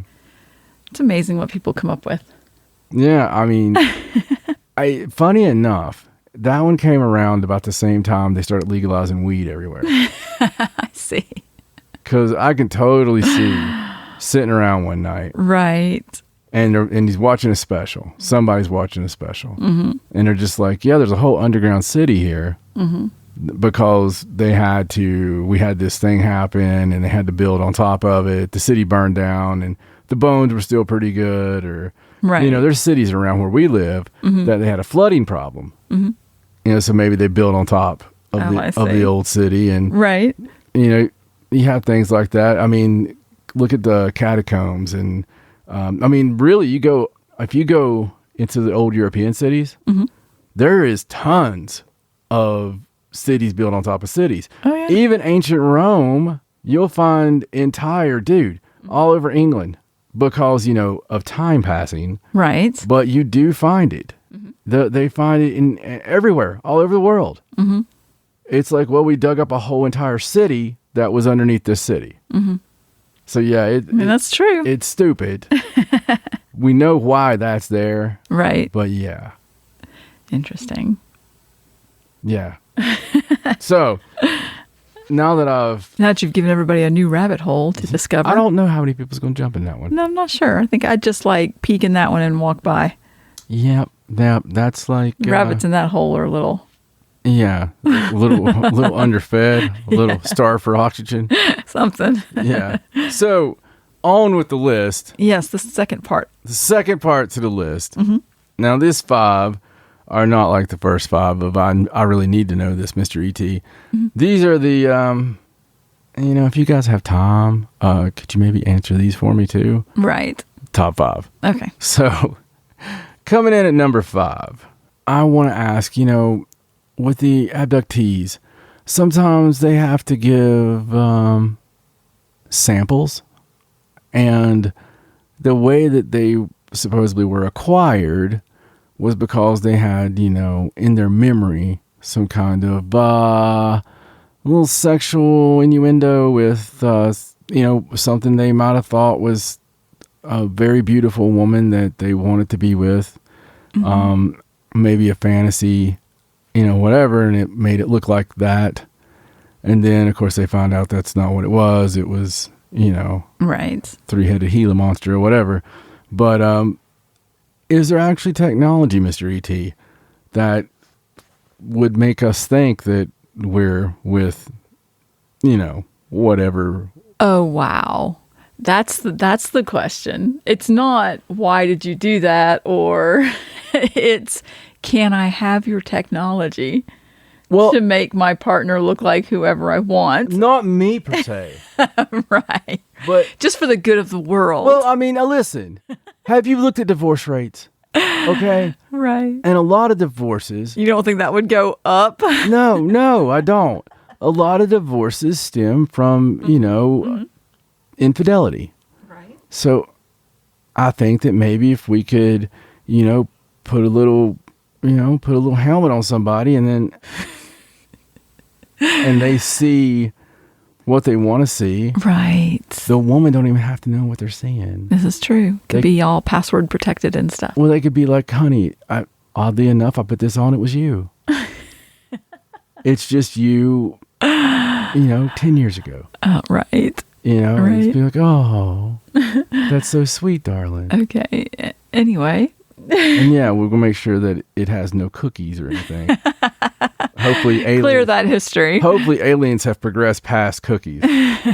So there's, number 4, don't. I just think it's marketable. Right. I'm sure it is. I'm trying to help the ETs make a little money while they're here. Everybody needs petty cash. So number 4, I would like to know about your different types of UFOs. Okay. So how many are there? Like, because there has to be special ones that they use for the long flight. Right. And, we've seen several, right? So we've seen like cylindrical, we've seen the traditional, which is like the Frisbee. The ones that can go underwater. Right. It has to be a special kind. Right. So I'm going to follow that with why the pyramid? Yeah, that's true. The flying pyramids just mess with me. Okay? That I'm going to start it out all nice. So they're talking about it and they're nanoing and telling me about it. And then I'm going to be like, could you explain the flying pyramid, please? Was that even aerodynamic? Maybe somebody just likes that shape. Apparently, right? It's just a personal preference. Illuminati. Somebody likes the shape. So number 3, do you have sports? Entertainment? Do you guys have such things as like plays or, I feel like watching the human race is pretty entertaining. Well, porn. Do you guys... Or have they evolved past that? The need for that kind of thing. Past porn? Yeah. Are they enlightened? That is evolution. Before that, we had to go make it. So Right. It's just, do you have plays and do you have things like this? Do you have fantasies, Right. I'd like to know. I mean, that's interesting to me. Do they have fiction, Like creative outlets and things. Exactly. Right. What would that be? And especially I wonder what kind of sports they get up to, because it'd be hard as hell to tell them apart. That's true. I mean, it's just be like, Almanaz is coming. Well, never mind. Number 2, is Bigfoot with you? Oh, there's a good question. Yeah, there you go. Just wondering, because he's not with us. In case you were wondering, like if you saw him and you're like, well, we missed that one on the DNA day. Or, I mean, is he with you? We've heard that he's with you. Mm-hmm. We theorized he's with you. I want to know, because Bigfoot might come in like last second and screw everything up for both sides. That's right. We're talking, we're having, treatises and all this stuff. And then Bigfoot comes in, just that he was really ruling this shit the whole time. So right. Just like to know. And number 1, and you're going to make this weird because it wasn't weird when I was writing it. But okay. You kind of already ruined it with the whole "did you evolve?" But I want to know about alien sex. Oh, like, do all aliens get busy? Like, how is that? Mm-hmm. Because they seem very interested in our sex. How do you reproduce? Well, yeah, I mean they seem very interested in our sexual organs. Mm-hmm. Look what they do to the poor cows. I feel like they're only interested in ours so that they can make hybrids to blend in with our. Like, I wonder if they do that with all the planets. Well, yeah, you might think that. And all the races. I mean, you might think that, but, I mean, I don't know. Maybe they collect them. Maybe they're just dirty bastards. I mean, maybe they have rooms of, like, maybe that's how they penis. make their porn. Yeah. I mean, you just never know. Interspecies porn. Yeah. Like, we drugged this one. Look what we did. Look what he did to the cow. So, I don't know. Just, that's just my other 5. Mm-hmm. The other 5 questions. Right. So maybe I should have led with those. What would you ask? Well, wow. I don't know. I mean, a lot of the things that you said on the first list, I would probably ask. I don't know if I'd ask a lot of the second list questions. All right. But, just general stuff everybody wonders, how long have you been around? How long have you known about us? How many species? Those normal types of questions. Where do you come from? What's your planet like? A real get-to-know-you session. Yeah. I mean, obviously, they already know ours. Right. We're at a little bit of a disadvantage. That's true. We haven't studied you on a table for 50 years. We don't think. I mean, unless they are us. Right. That would be weird. That would be awkward. Yeah. So speaking of awkward, we're going to take the awkward out a little bit, because it can't be awkward. It's your news, right? Your news is never awkward. Not usually. Here's Stacey Edwards and Paranormal News. Inside a dying world, drawn and quartered left and right, there burns a lonesome candle filled with honesty and light. Down a guarded hallway and locked within a tomb, she draws a magic sigil, says some words, and follows clues. As the mainstream hills peddle fear and sing the end-time blues, our heroine from Halloween wears black and gives real news. It's now time for Stacey Edwards and Paranormal News. Well, all right. Well, I was supposed to pitch to the news, and, I did, but we've slept since then. We have. And something happened. Yes. Well, do you know what happened? You shouldn't. I don't. I was just sort of trying to support you. Okay. All right. Well, I appreciate the support. You're welcome. You kind of flipped me out a little bit. I mean, you said something happened. I believe you. So, yes, something happened. Well, that's awesome. Mm-hmm. Wow. Yeah, so anyway, something happened that didn't pertain to you much. So I had a dream that I kept to myself. Oh, okay. But it wasn't just any dream. I talked to earlier in the show about all the weird dreams I've had. You have had some pretty strange ones. I have. Mm-hmm. So I got up and I wrote everything down. Okay. And I was like, well, I'm not going to talk about it. I'm not going to tell her until we do the news. Is it legible typing? Yeah. Oh, okay. Sometimes when you wake up from your dreams, you're still a little groggy. Okay. So yeah, this is legible. Okay. And anyway, it was a very strange dream. I was going to tell you about it Oh, okay. now instead of like in bed. All right. Because you said sometimes I kind of, I'm like baseball, ball, potato. Yeah, exactly. And and then when I ask you later, like, hey, what was that dream about I told you? You always get that look in your eyes like, it was, flying potato baseballs. Something like that. Anyway, so this was really strange. I was given a university speech. Imagine a really good Harrison Ford movie from the 90s. Right. And right. he's some sort of professor. Mm-hmm. And he's given a speech, and Oh, and he has the slides. yeah. Mm-hmm. Exactly. Yeah, with the screen that you pull up and it's portable and you do the slide projector. So I had the slides and everything. Right.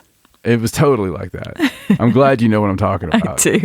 Because that's like my favorite kind of movie. Right. And when I see a movie that starts like that, I know it's going to be a good movie. You know what I'm saying? Because they're usually talking about, and in demonology, blah, blah, blah, blah, blah, or something like that. And they're showing pictures you can never actually find in books. And you just hear the of the next slide. Yeah, and there's one hot chick in the crowd. It's like one of the students that's kind of wanting to bone you. Well, no, she's not wanting to bone you.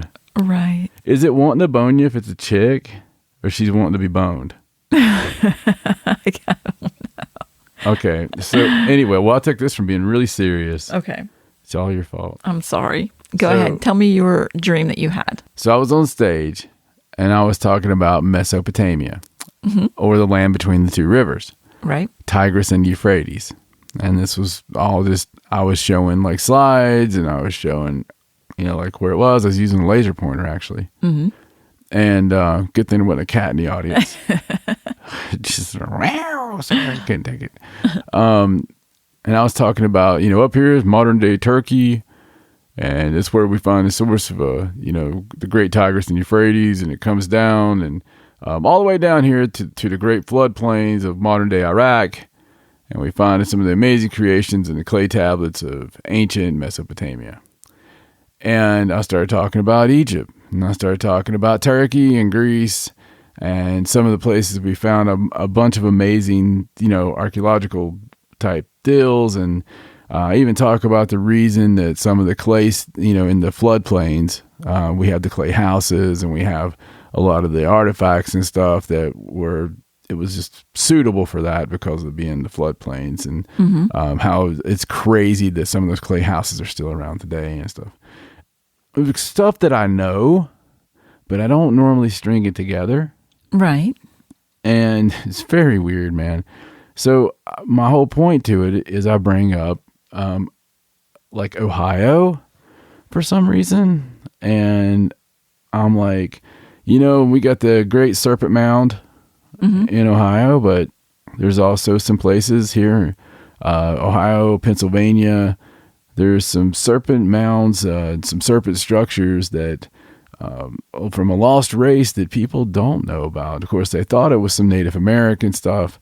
And actually, it's from this lost race I've discovered. And I was like calling it the Union of the Snake. Because of Duran Duran. Of course you are. Mm-hmm. I think that part was creative license in my head. Right. Mm-hmm. But anyway, I was going into the Union of the Snake. Right. And I was showing, and I was like, this is the one that I found that was hidden. And it was on this farmer's land and all this stuff. And I went through this. Was that the whole dream? You giving this lecture about this civilization that you discovered? Yes. Wow. I mean, that's interesting. It is. I thought it was very interesting. And it made me really want to look into it because there was a farmer that, well, he wasn't that much of a farmer. He was, because it was woods. Mm-hmm.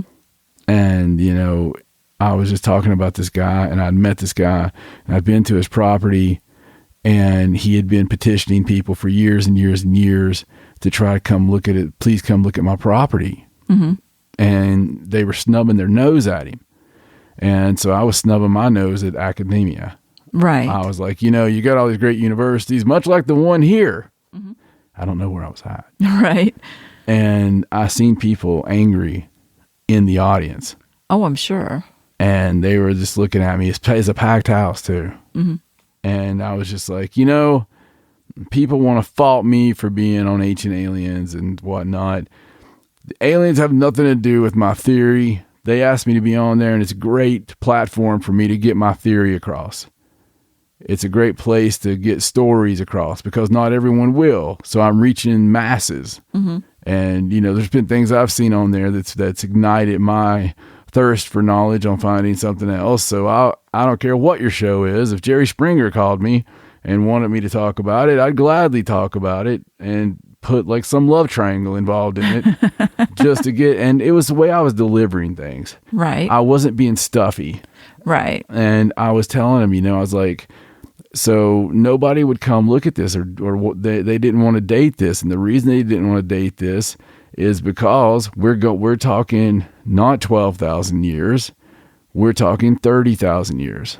And of course we should have had ice covering this. And so I went through, all this stuff and ended up being much older than even that. I was like giving my theories and stuff. Right. It was just nuts, man. And I could see it. I could see the rocks. I could see how it was made like snakes and, but it was in the woods and, there was like, also some giants involved in it. That's crazy. What a crazy dream. Yeah. The giant stuff was crazy. So if you live in Ohio and have land in the woods that you want someone to come look at, yeah, give me a holler. For real. Like, let us know. If you know somebody, if you live in an area, you've seen a news report or read a paper article, or read an article in the paper. And, I don't want any on digital, but you've read an article in the paper, anything like that. Your next door neighbor's this guy who's like always outside going, "Hey, Jimmy, if you see the people from the university come by, I need to talk to them, Jimmy.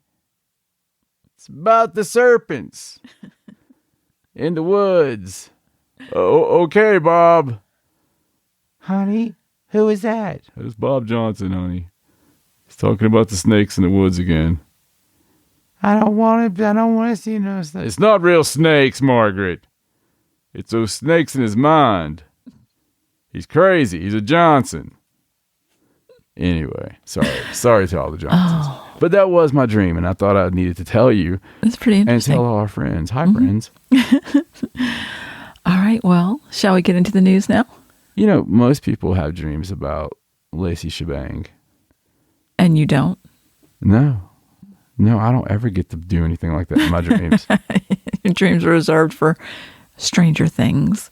Yeah. I don't ever get I don't ever go to sleep and Alyssa Milano's like, "Hi, John.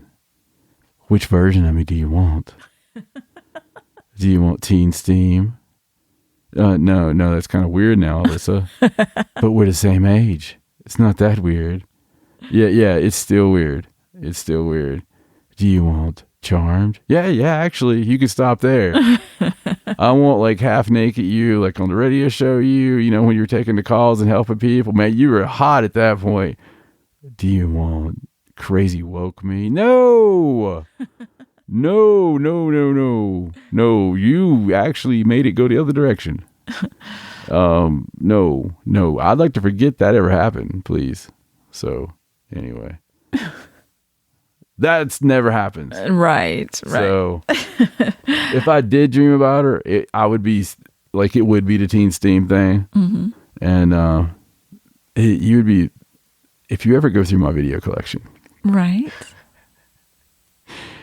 You may find that tape. The Teen Steam, like the workout for kids. You can pretty much assure I'm not going to go through your video collection because you've labeled all of the videotapes with some sort of wrestling show or another. I don't know what's actually on the tapes, but you write the most obscure wrestling show names on those tapes. So will somebody be terribly disappointed because it's wrestling. Won't be watching those anytime soon. It's wrestling. So All right. Well, shall we get to the Yes. news? Yeah. Let's get some news. News. Okay. So, of course, we're going to start with UFO news because we're still waiting on the report, We are. the disclosure that you have declared is going to happen on the 25th. June 25th. Yes. So let's just go ahead and do the story that they've come out with recently. It's about how NASA is now investigating the Navy's UFO videos. And the reason that NASA has decided they're going to start investigating these now is because, of course, they have a new administrator. You know, Brendan Stein is out. Yes. And now they have this new administrator named Bill Nelson. He's been there, I think, couple months maybe at the most. And he was a former member of the U.S. Senate Armed Services Committee. And of course, now he's the head of NASA. And he's decided that he feels like it's important, since we don't know what these are, that NASA even gets in on the, quote, investigation of what they are. So, I mean, that's good, I suppose, if they really do investigate it and they're not just part of the, look the other way campaign. Well, Mr. Bill's not going to make it very long if he keeps doing that shenanigans.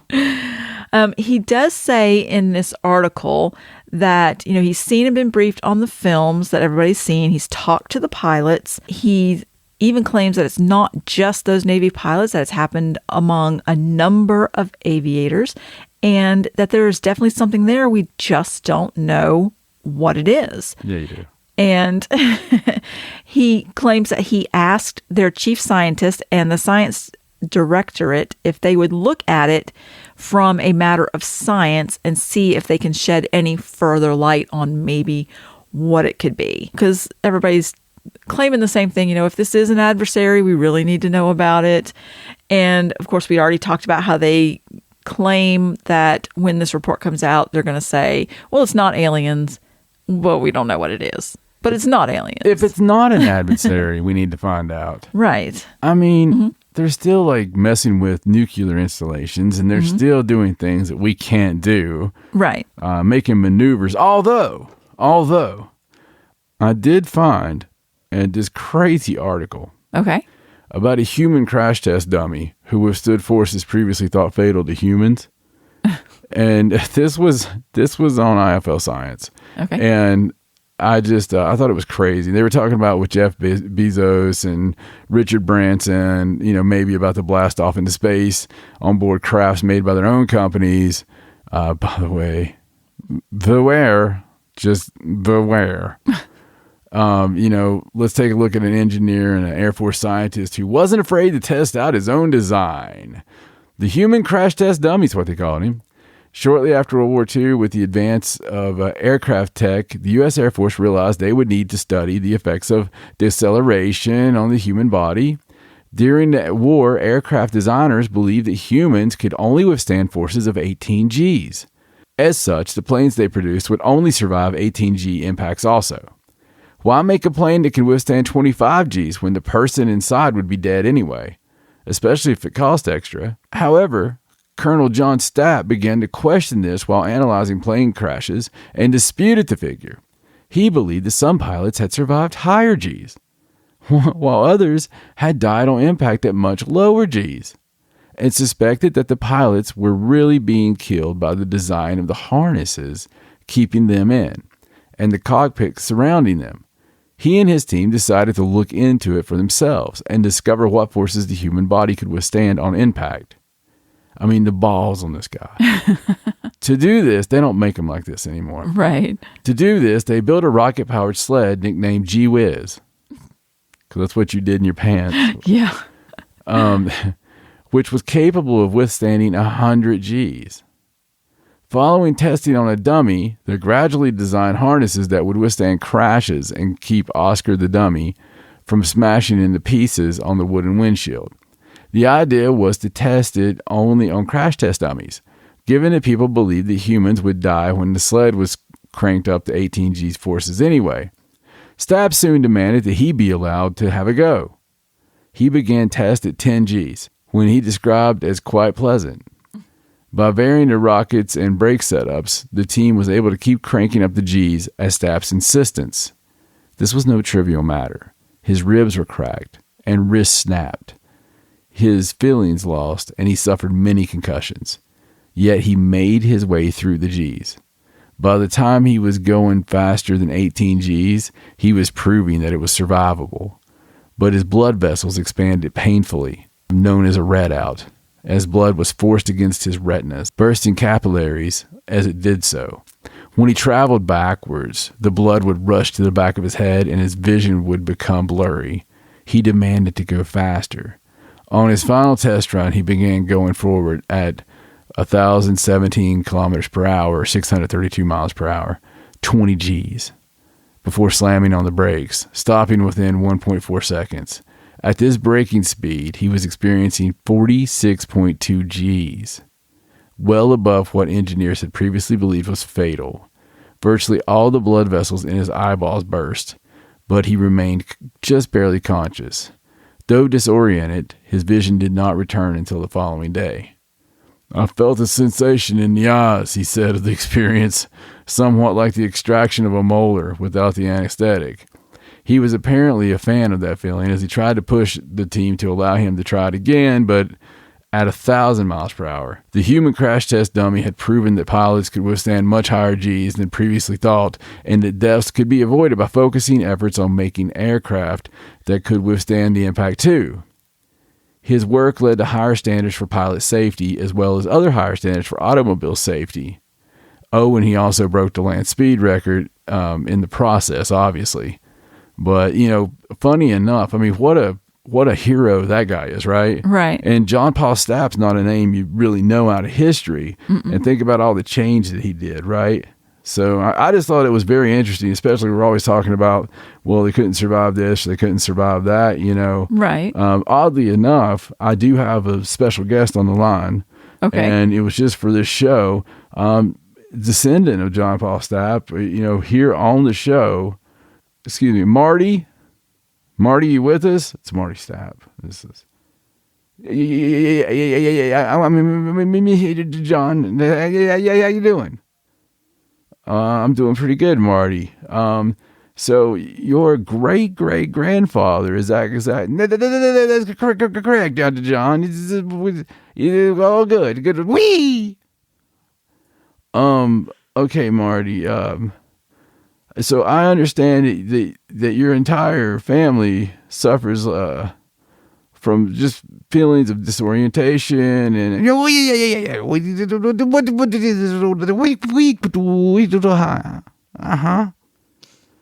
Well, okay. Well, it's been nice talking to you, Marty. We'll catch you on the other side. It's peace out, buddy. Okay, we'll try that again some other time. Right. Marty was obviously busy doing something, but you would think that might actually rewrite the DNA. It might, yes. Or have some other effects later on. I can't believe that he wanted to keep going with that, even though it hurt so bad in his eyes. I mean, that's dangerous. Yeah. Very, very dangerous. It really is. I mean, it's like a death wish almost. It is. And even though he was surviving those speeds, there's no way he could control an airplane in that state. Do you think he pooped his pants? Probably. You'd have to. I mean, I don't see how you could avoid it. Yeah, I mean, you'd have to lose some bodily fluid. I mean, you have to. Right. Yeah, no. I bet he developed NASCAR suits all by himself. But yeah, anyway, I thought that was interesting. And of course, we've evolved. Yes. The aliens and stuff. Well, I did see an article from a couple days ago. It was an opinion article in the Washington Post. I hate when opinions make articles. It was written by a man named Mark Buchanan. He's like a physicist and a science writer based in Europe. And the whole article is about how we probably shouldn't be trying to contact aliens. Oh, yes. Did you see this? Well, it's kind of the Hawking thing. The headline says, contacting aliens could end all life on Earth. Let's stop trying. Yeah. Well, again, and I'm sorry I've said this before, but I believe the rabbit cannot be put back in the hat. Right.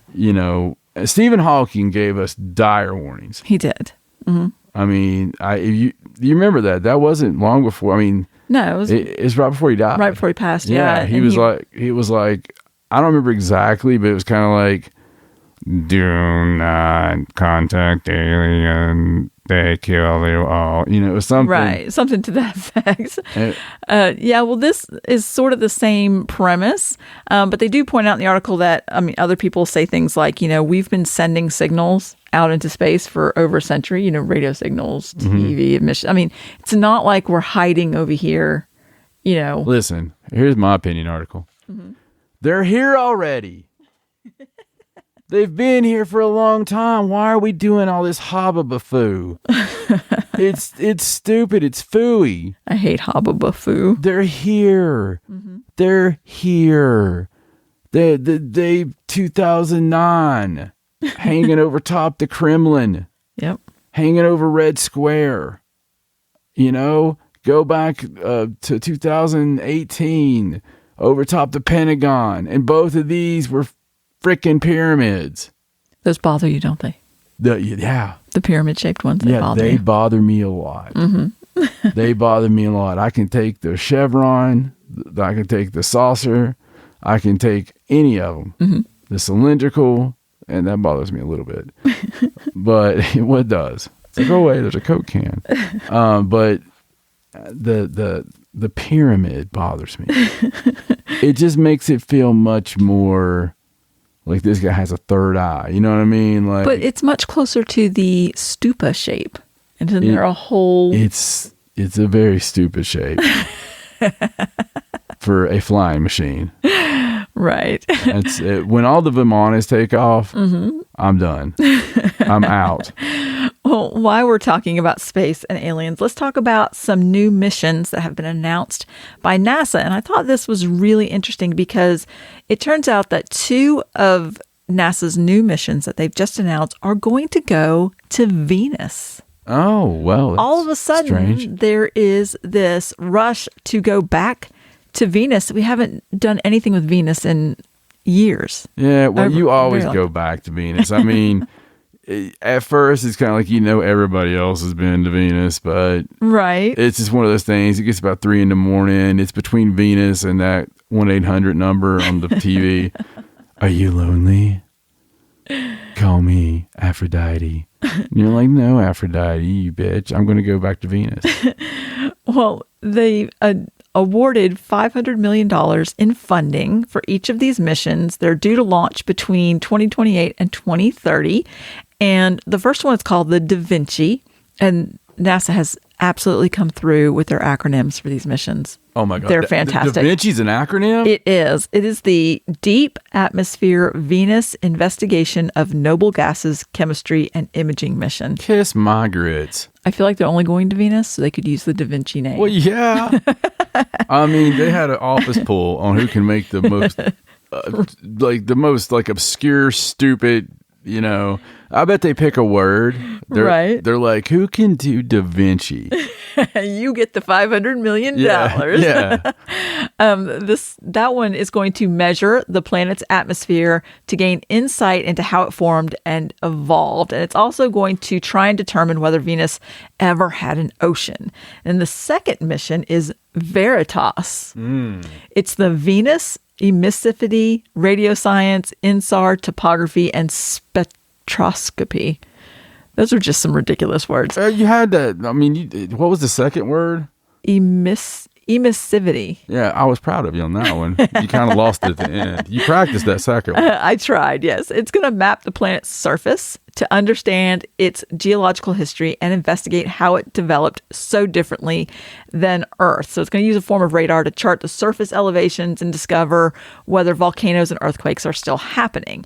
Now, if you remember, recently we had the whole article and the big debacle on Venus's atmosphere. You know, they found phosphine, remember? And they had the study that came out and they're like, oh, we've found this phosphine in the atmosphere that shouldn't be there. It's associated with life.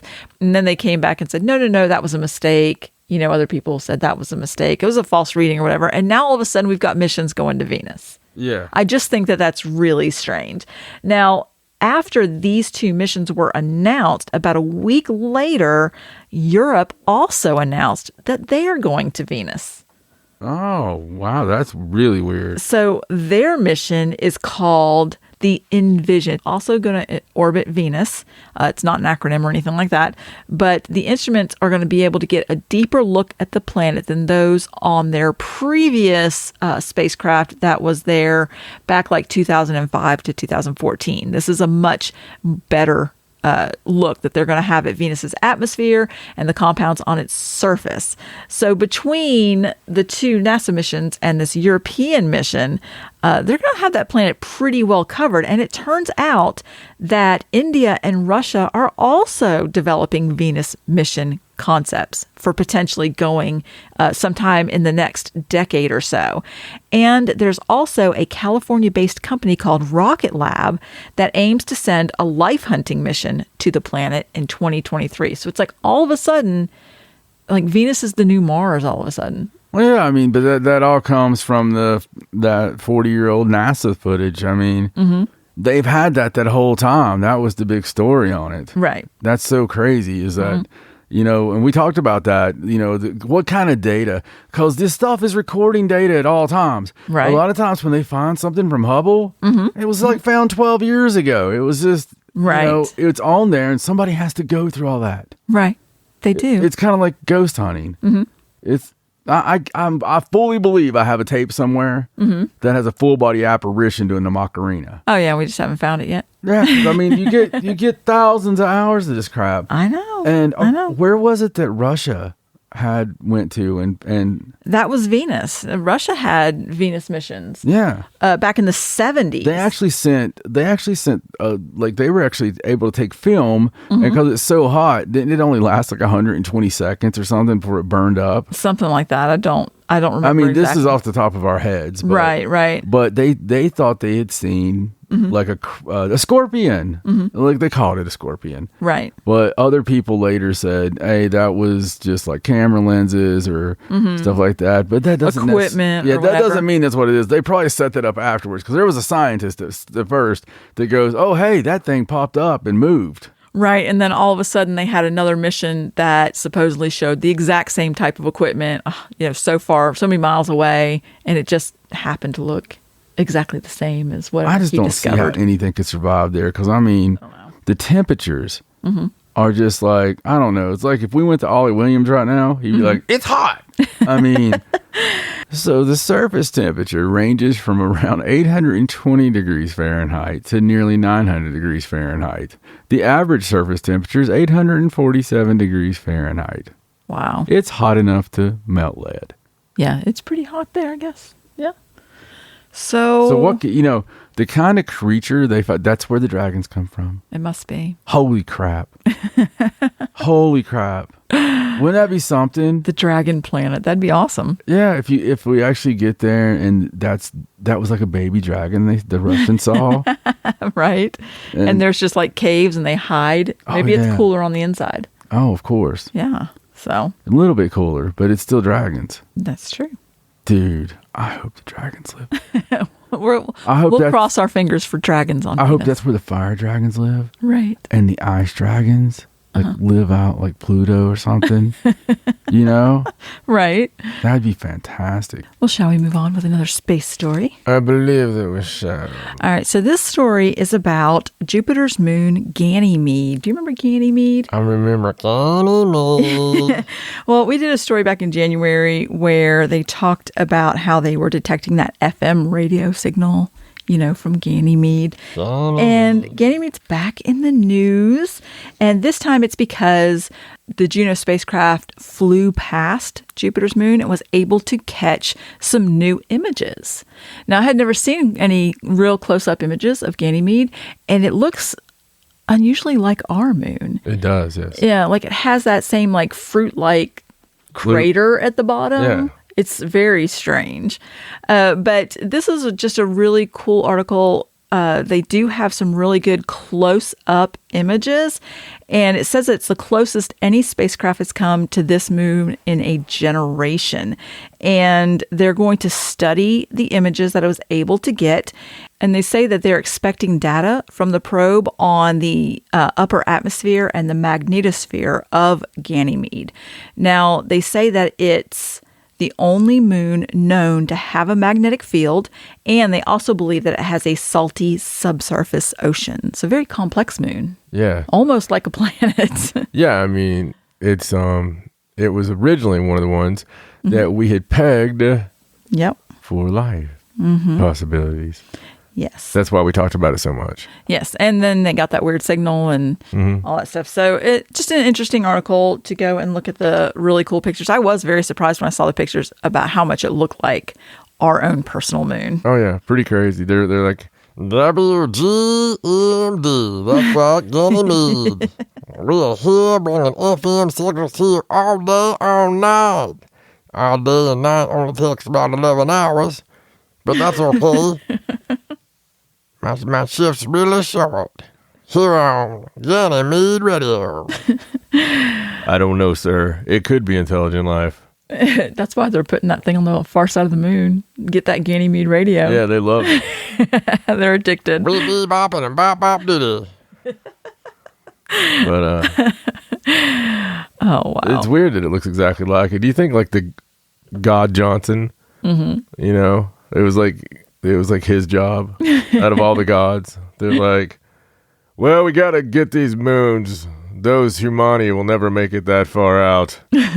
More than likely. What does more than likely mean?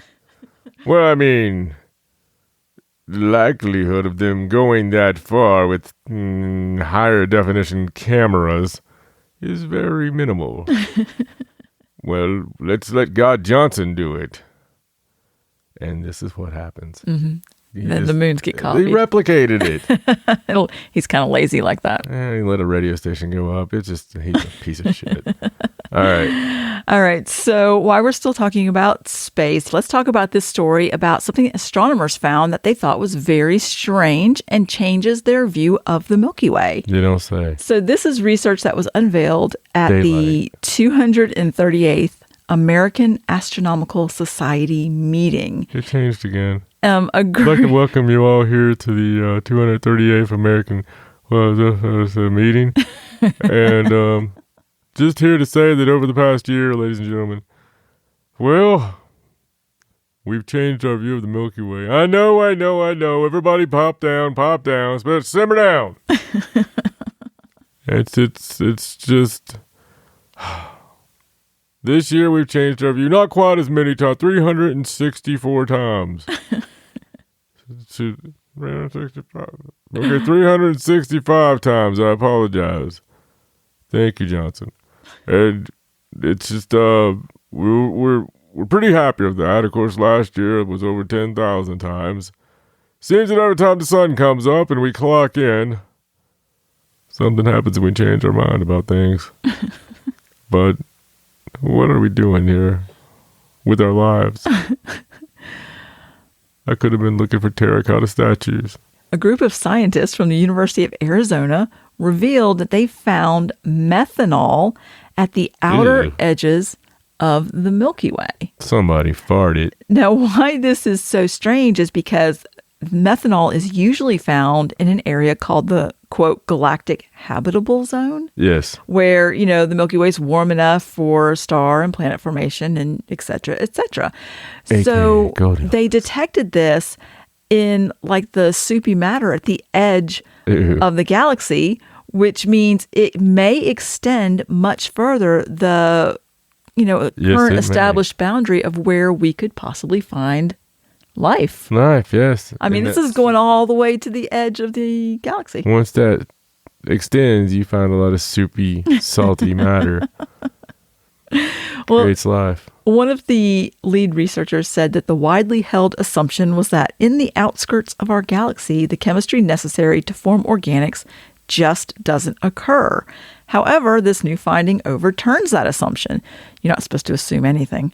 No. And they can now widen the search for life to stars closer to the galaxy's outer edge because of this new finding.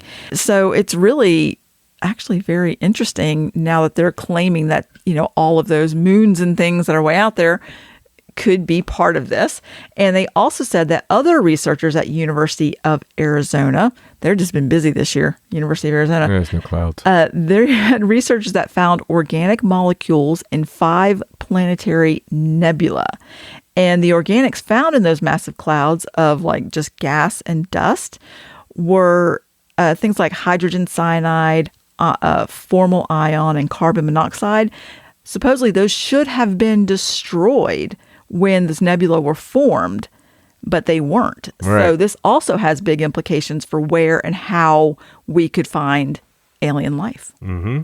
So 2 big discoveries there at this one conference, both from the University of Arizona, where they're like, hey, we found all kinds of reasons why there should be life in the whole galaxy. Right. And then there's the non-televised discoveries that they have for the Hall of Discoveries. Right. Just like, we're not going to put these on prime time, but for the next 7 hours, we're just going to give some honorable mentions to discoveries that were made that were very important that changed our views on everything.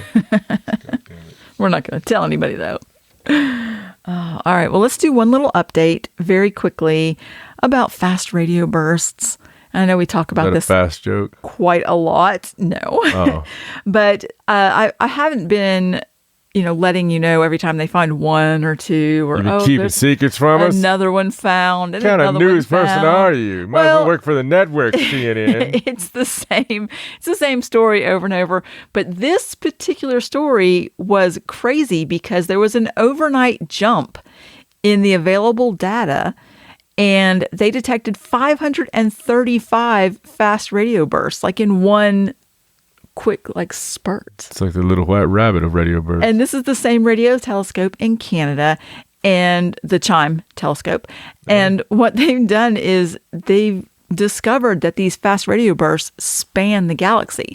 They've also been able to put them into 2 distinct categories. So they don't know what causes them, but they believe now that it's not just one particular event. Like, there has to be more than one event that causes a fast radio burst. But clearly, they're all over the place now.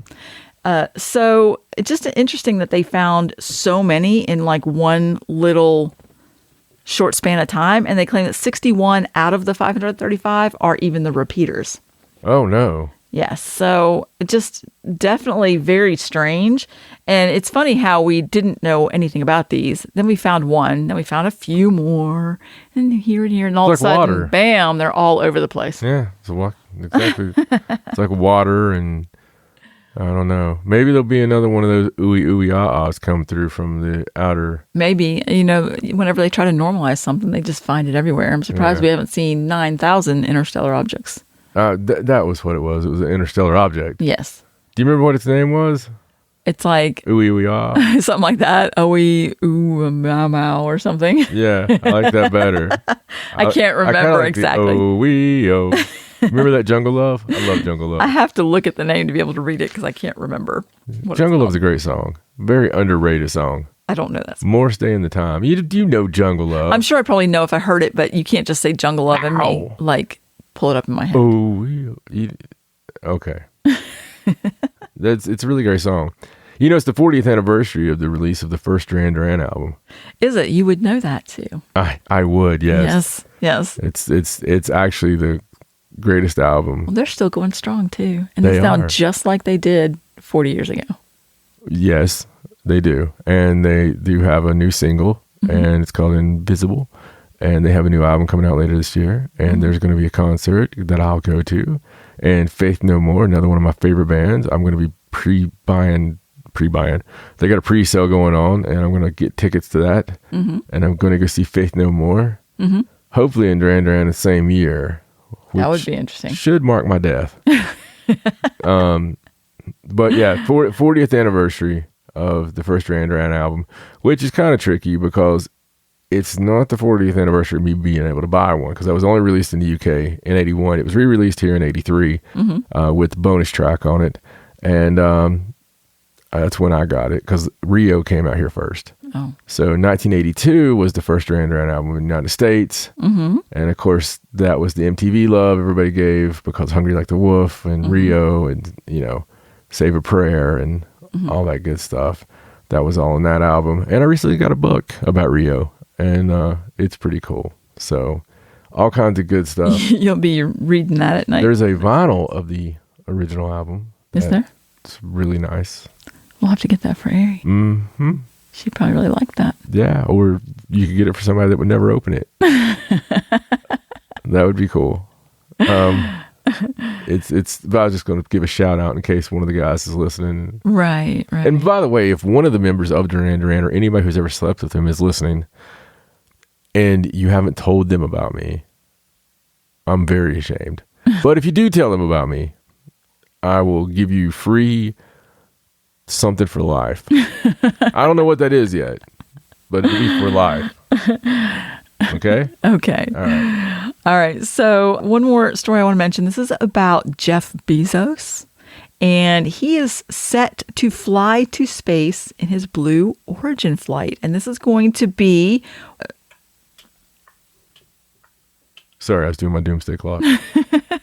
This is going to be the first human flight launched by his space company, Blue Origin. Now, you know, SpaceX is going to do the whole civilian flight. I know. Later this year. Well, Jeff Bezos decided he's going to cut ahead of that, and he is doing this in July. They're all bad news. Yes, and it's going to be Jeff. I don't know which one, but my good friend Antonio told me that one of them is not going to be good news. I hope that it's wrong.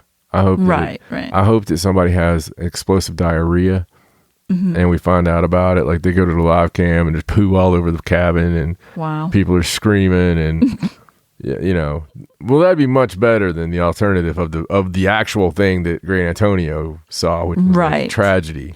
Yes. Well, the flight is set to take place on July 20th. It's going to be Jeff Bezos, and his brother is going with him. And oddly enough... What's his brother's name? I hope it's like Buster. Buster Bezos. His brother's name is Mark. Oh, of course it is. Yes. So him and his brother are going to take this flight together. And oddly enough, this is going to be 2 weeks after Jeff Bezos steps down as CEO of Amazon. Oh, you know what they say about retirement. And they auctioned off a seat on the aircraft called the New Shepard. And whenever this article came out, the bidding had only reached $2.8 million. However, the bidding has concluded, and whoever won, I don't believe they've been announced yet, paid $28 million for the seat on the flights. Yeah. And I believe it's only going to be like an 11 or 12-minute flight, something like that. Like they're just going to orbit and then come back. But that's what you do with the 12 minutes. It counts. Yeah. So July, very soon. I feel like that's too soon. Now, SpaceX is their launch date, I think, is at no earlier than September 15th. Yes. So, all right. So let's move away from space news. Let's. All right. And move into a really cool discovery. Awesome. All right, so this story is about an ancient magical amulet Well, that you was could have started there and ended there. used to ward off the evil eye, has been rediscovered after 40 years. Oh, wow. Now, I say rediscovered because it was originally found in northern Israel 40 years ago and was not turned over to authorities until just recently. The person that found it passed on, and his relatives turned it over to the Israel Antiquities Authority. And there's some really cool pictures. This is one of the stories that I put on our website because you have to go look at these really, really cool pictures. The amulet, they say they're sometimes known as having a form of the Seal of Solomon on it. And it says one side shows a figure of a rider on a galloping horse whose head is encircled with a halo, thrusting a spear downward onto a female figure lying on her back. And there's a Greek inscription engraved on it that reads, "The one God who conquers evil." And then I think it has like God's name on there, like a form of Yahweh written in like Greek letters. And then the other side depicts an eye pierced by arrows and a forked object. And it says the eye appears to be threatened by the figures of 2 lions, a snake, a scorpion, and a bird below it.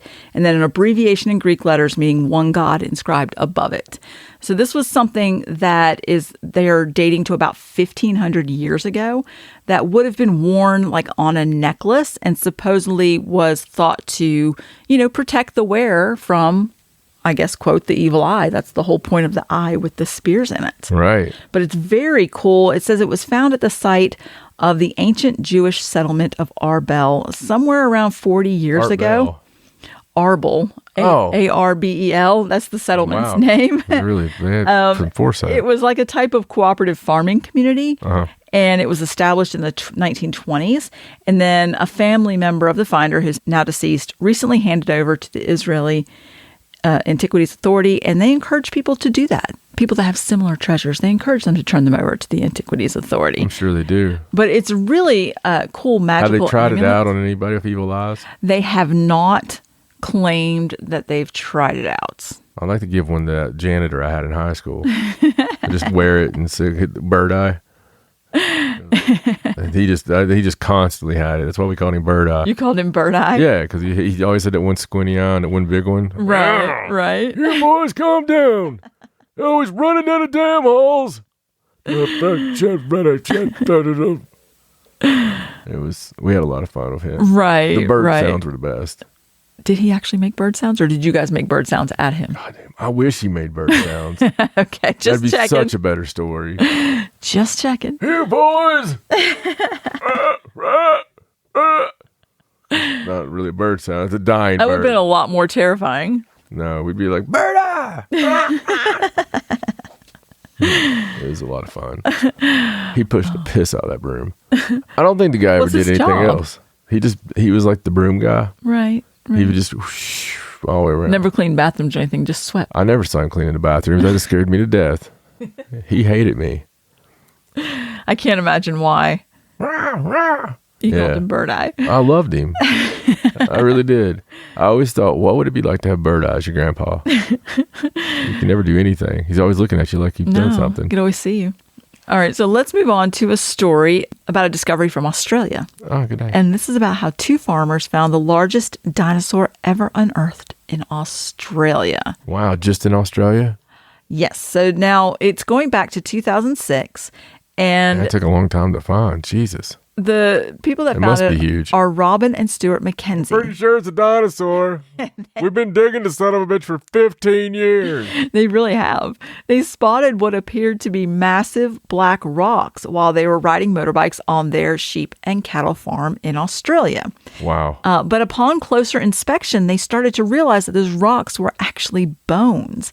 So now it says after over a decade of excavation and analyzing the enormous bones, researchers at the Queensland Museum of Eromanga Natural History Museum classified the fossil remains as a new species, the Australotitan cooperensis.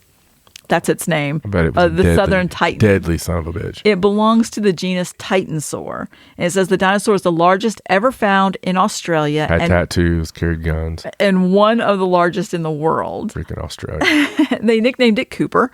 And it says the Titanosaur's bones were unearthed near Cooper Creek at the Eromanga Basin in southwest Queensland. They happened to find its shoulder blades, pelvic bones, and limbs mostly intact.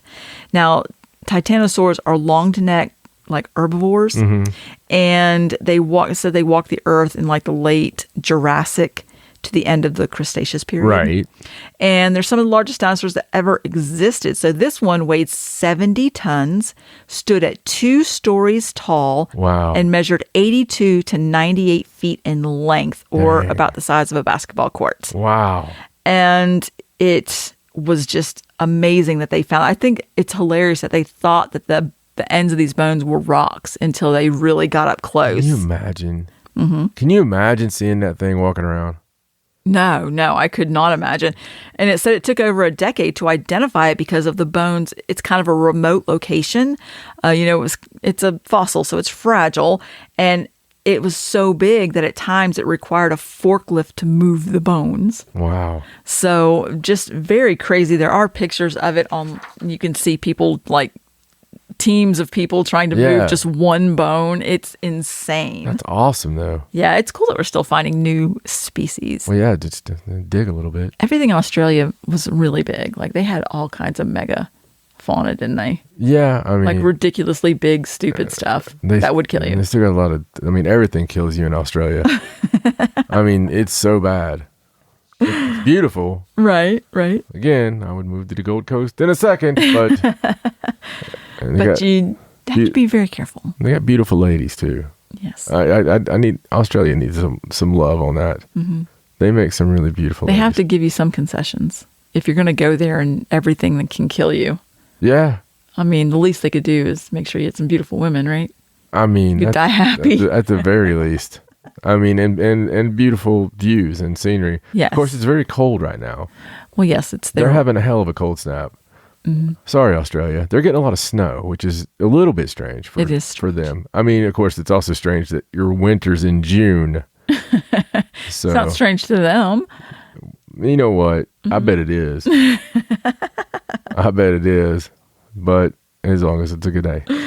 All right. So one more really odd discovery, and this one's a little bit scary. It's about a rotifer. Now, what's a rotifer, you say? A rotifer is a worm-like aquatic animal that prefers freshwater environments and moist soil.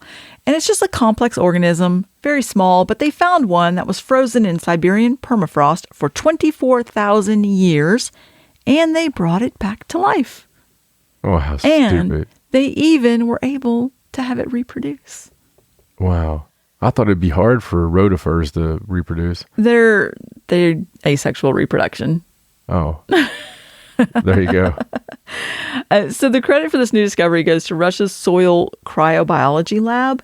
They used drills to dig samples from the Siberian permafrost, and they found this rotifer, and they resurrected it, and they are studying it because they believe it will further their knowledge of, cryogenics and things that they can do for humans. You can dodge a wrench, you can dodge a ball. And it's just, this is the first time that they've been able to bring something back to life that was not only this old, but then also have it do things that like reproduce and, eat and those sorts of things. Right.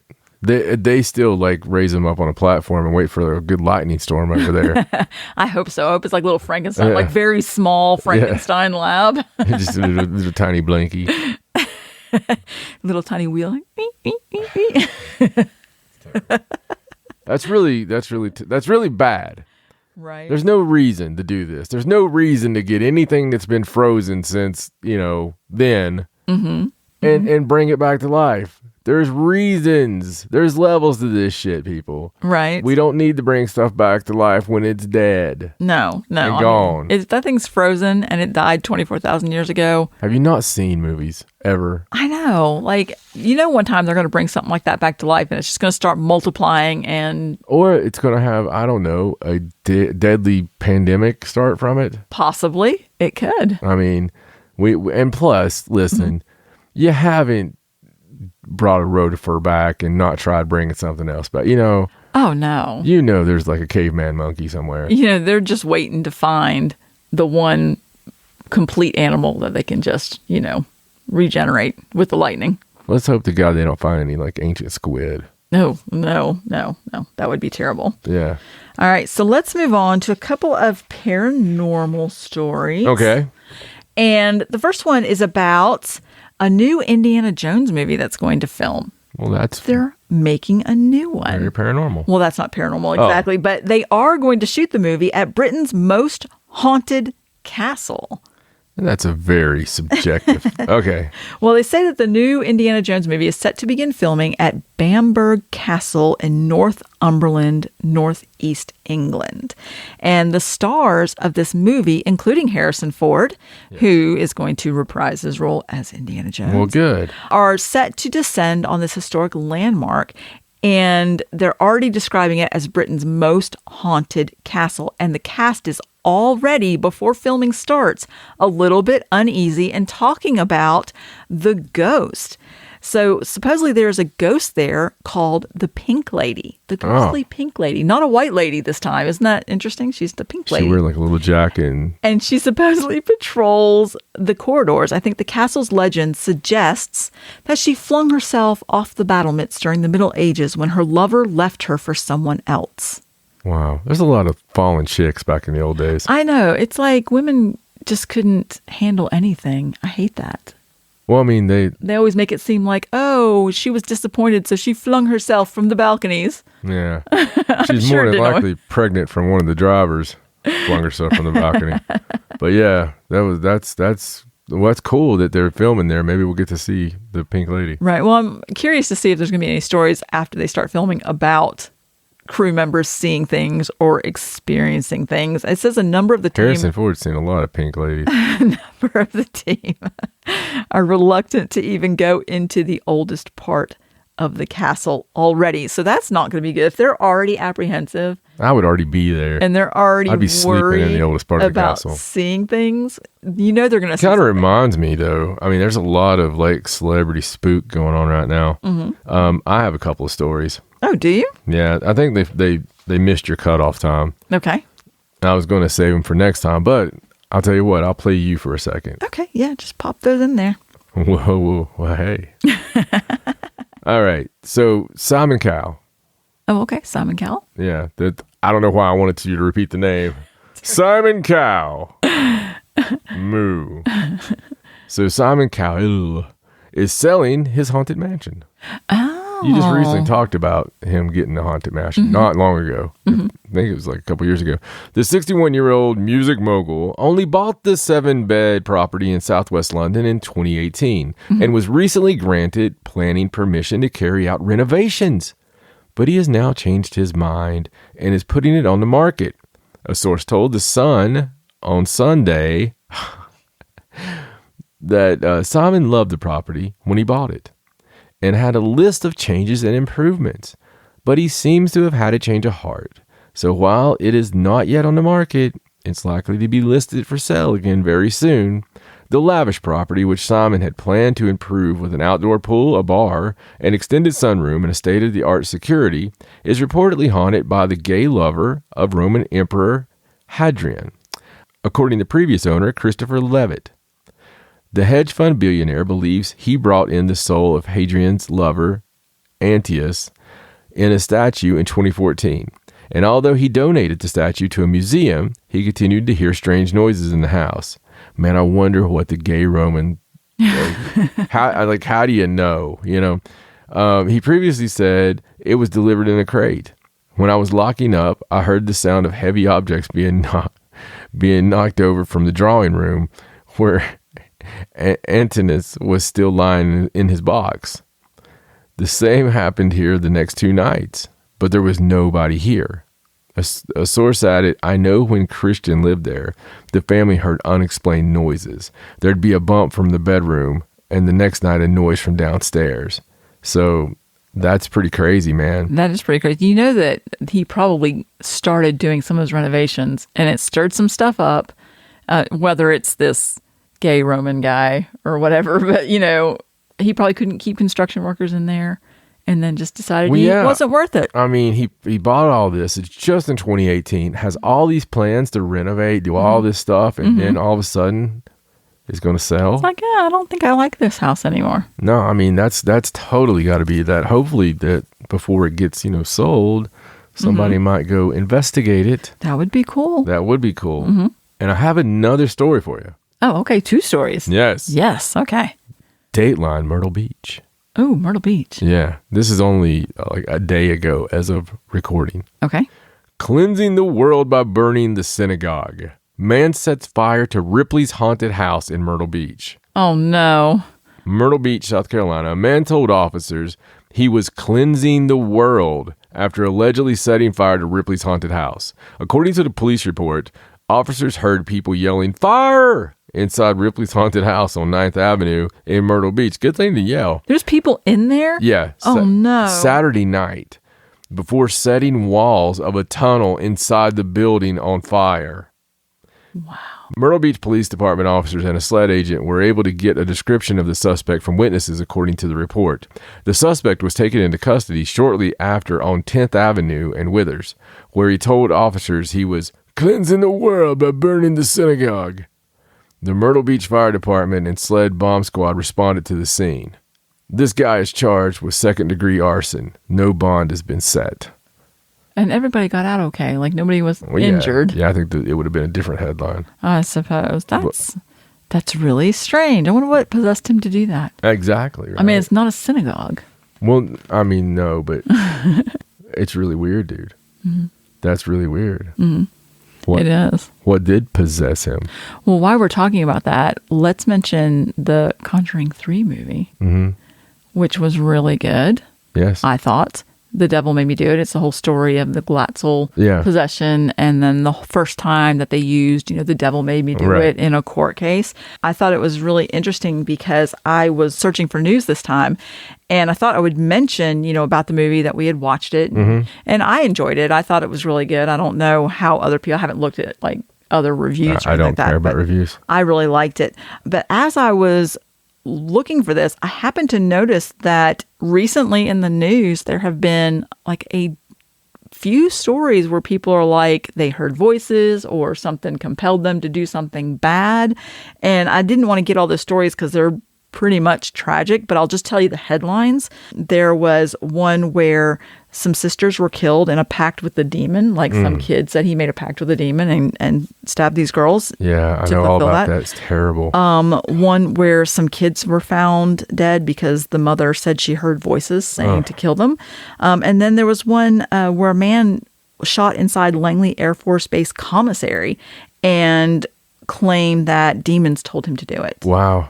So, and these were all stories within a few weeks span. Like I didn't do an extensive search, but I happened to be looking at recent stuff. Right. And that's a lot of things like that to come up Well, in that is. amount of It time. is. Normally you don't see the stories like that. I recently met with a person who was, sort of going over some things with me, and I was trying to help. And they had a brother who they lost tragically, who was also hearing voices, heard a good and a bad, and the bad was starting to win, and he unfortunately chose to opt out, and it was just so tragic. It's just very, very tragic. I feel for, regardless of it being a mental condition or actually hearing it, it's just so terrible. And my God, that is a big string of stories, like all at once that have that. You're right. God, that's bad. Yeah. Just really bad. So eyes open, guys. All right. So I just have a few more stories here at the end of the show. And the first one is about a paranormal show that is coming to Discovery Plus later this year. It is the new revival of Ghost Hunters. Yes. And with the original guys, with Jason and Taps, Dave baby. and Tango. Yep. All in the same show. So I was really excited about this. It's the revival of the series that started it all. And Discovery Plus has given the green light, and they're going to start later this year. I think they've slated 13 one-hour episodes. And it's going to be produced by Pilgrim Films, Pilgrim Medium Group. That's who did it before. And I'm just really excited about how they've brought these guys back together now. Yeah. I think, of course, they've been together doing Ghost Nation. And but I think it's cool. I mean, they're supposed to be the Ghost Hunters, and of course they tried the other one there, and there was nothing wrong with the group. It was just, I think that people were just, really used to Ghost Hunters being Ghost Hunters. And the coolest part to this is putting on the older episodes, because I'm telling you, the first couple of seasons of Ghost Hunters was spectacular. I loved all the personal drama and, just all the stuff they went through with the first season or two. Right. I love it when they were thumbing their way through, and it was very, just following that team around. You know what I'm saying? I just really dug that. And it was such a cool time in Paranormal because there were so many people that were it was making it okay. Right. It was really helping to make it okay and make it, kind of normalize it a little bit to be doing it. And so many people got, like, oh, I can get a recorder and go find ghost noises. And there's good and bad, right? Right. But right. I think there's way more good. And we talked about that recently with people being old codgy bastards and, not liking this, not liking that. But no matter what, people can do whatever they want or say whatever they want. They ushered in the age of paranormal TV. So it's very cool that they're still around on the boob tube, and looking forward to watching some of that. And it does say that all the original seasons are already available on Discovery Plus, so you can catch up before this one starts. Wow, that's cool because it was just a smattering of them. Right, when I right. seen Jason announce. It says that that they can watch the seasons from the original series. They're available now, and that during this new series, it says don't be surprised to see some familiar faces and special guests join the team. So I'm hoping they bring some of the other originals in occasionally to kind of help out. I'd like to see some like old school ones. Mm-hmm. Some like first season. Some Donna LaCroix. That would be cool.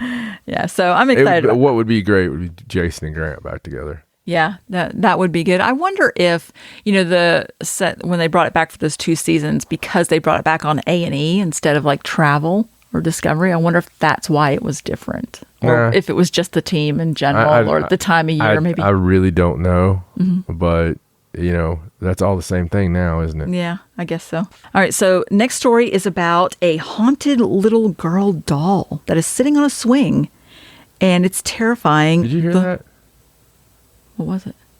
It sounded like a guy. No, I didn't hear I that. thought I heard something. Whir. I'll have to listen back when we get it. Okay, right. Go ahead.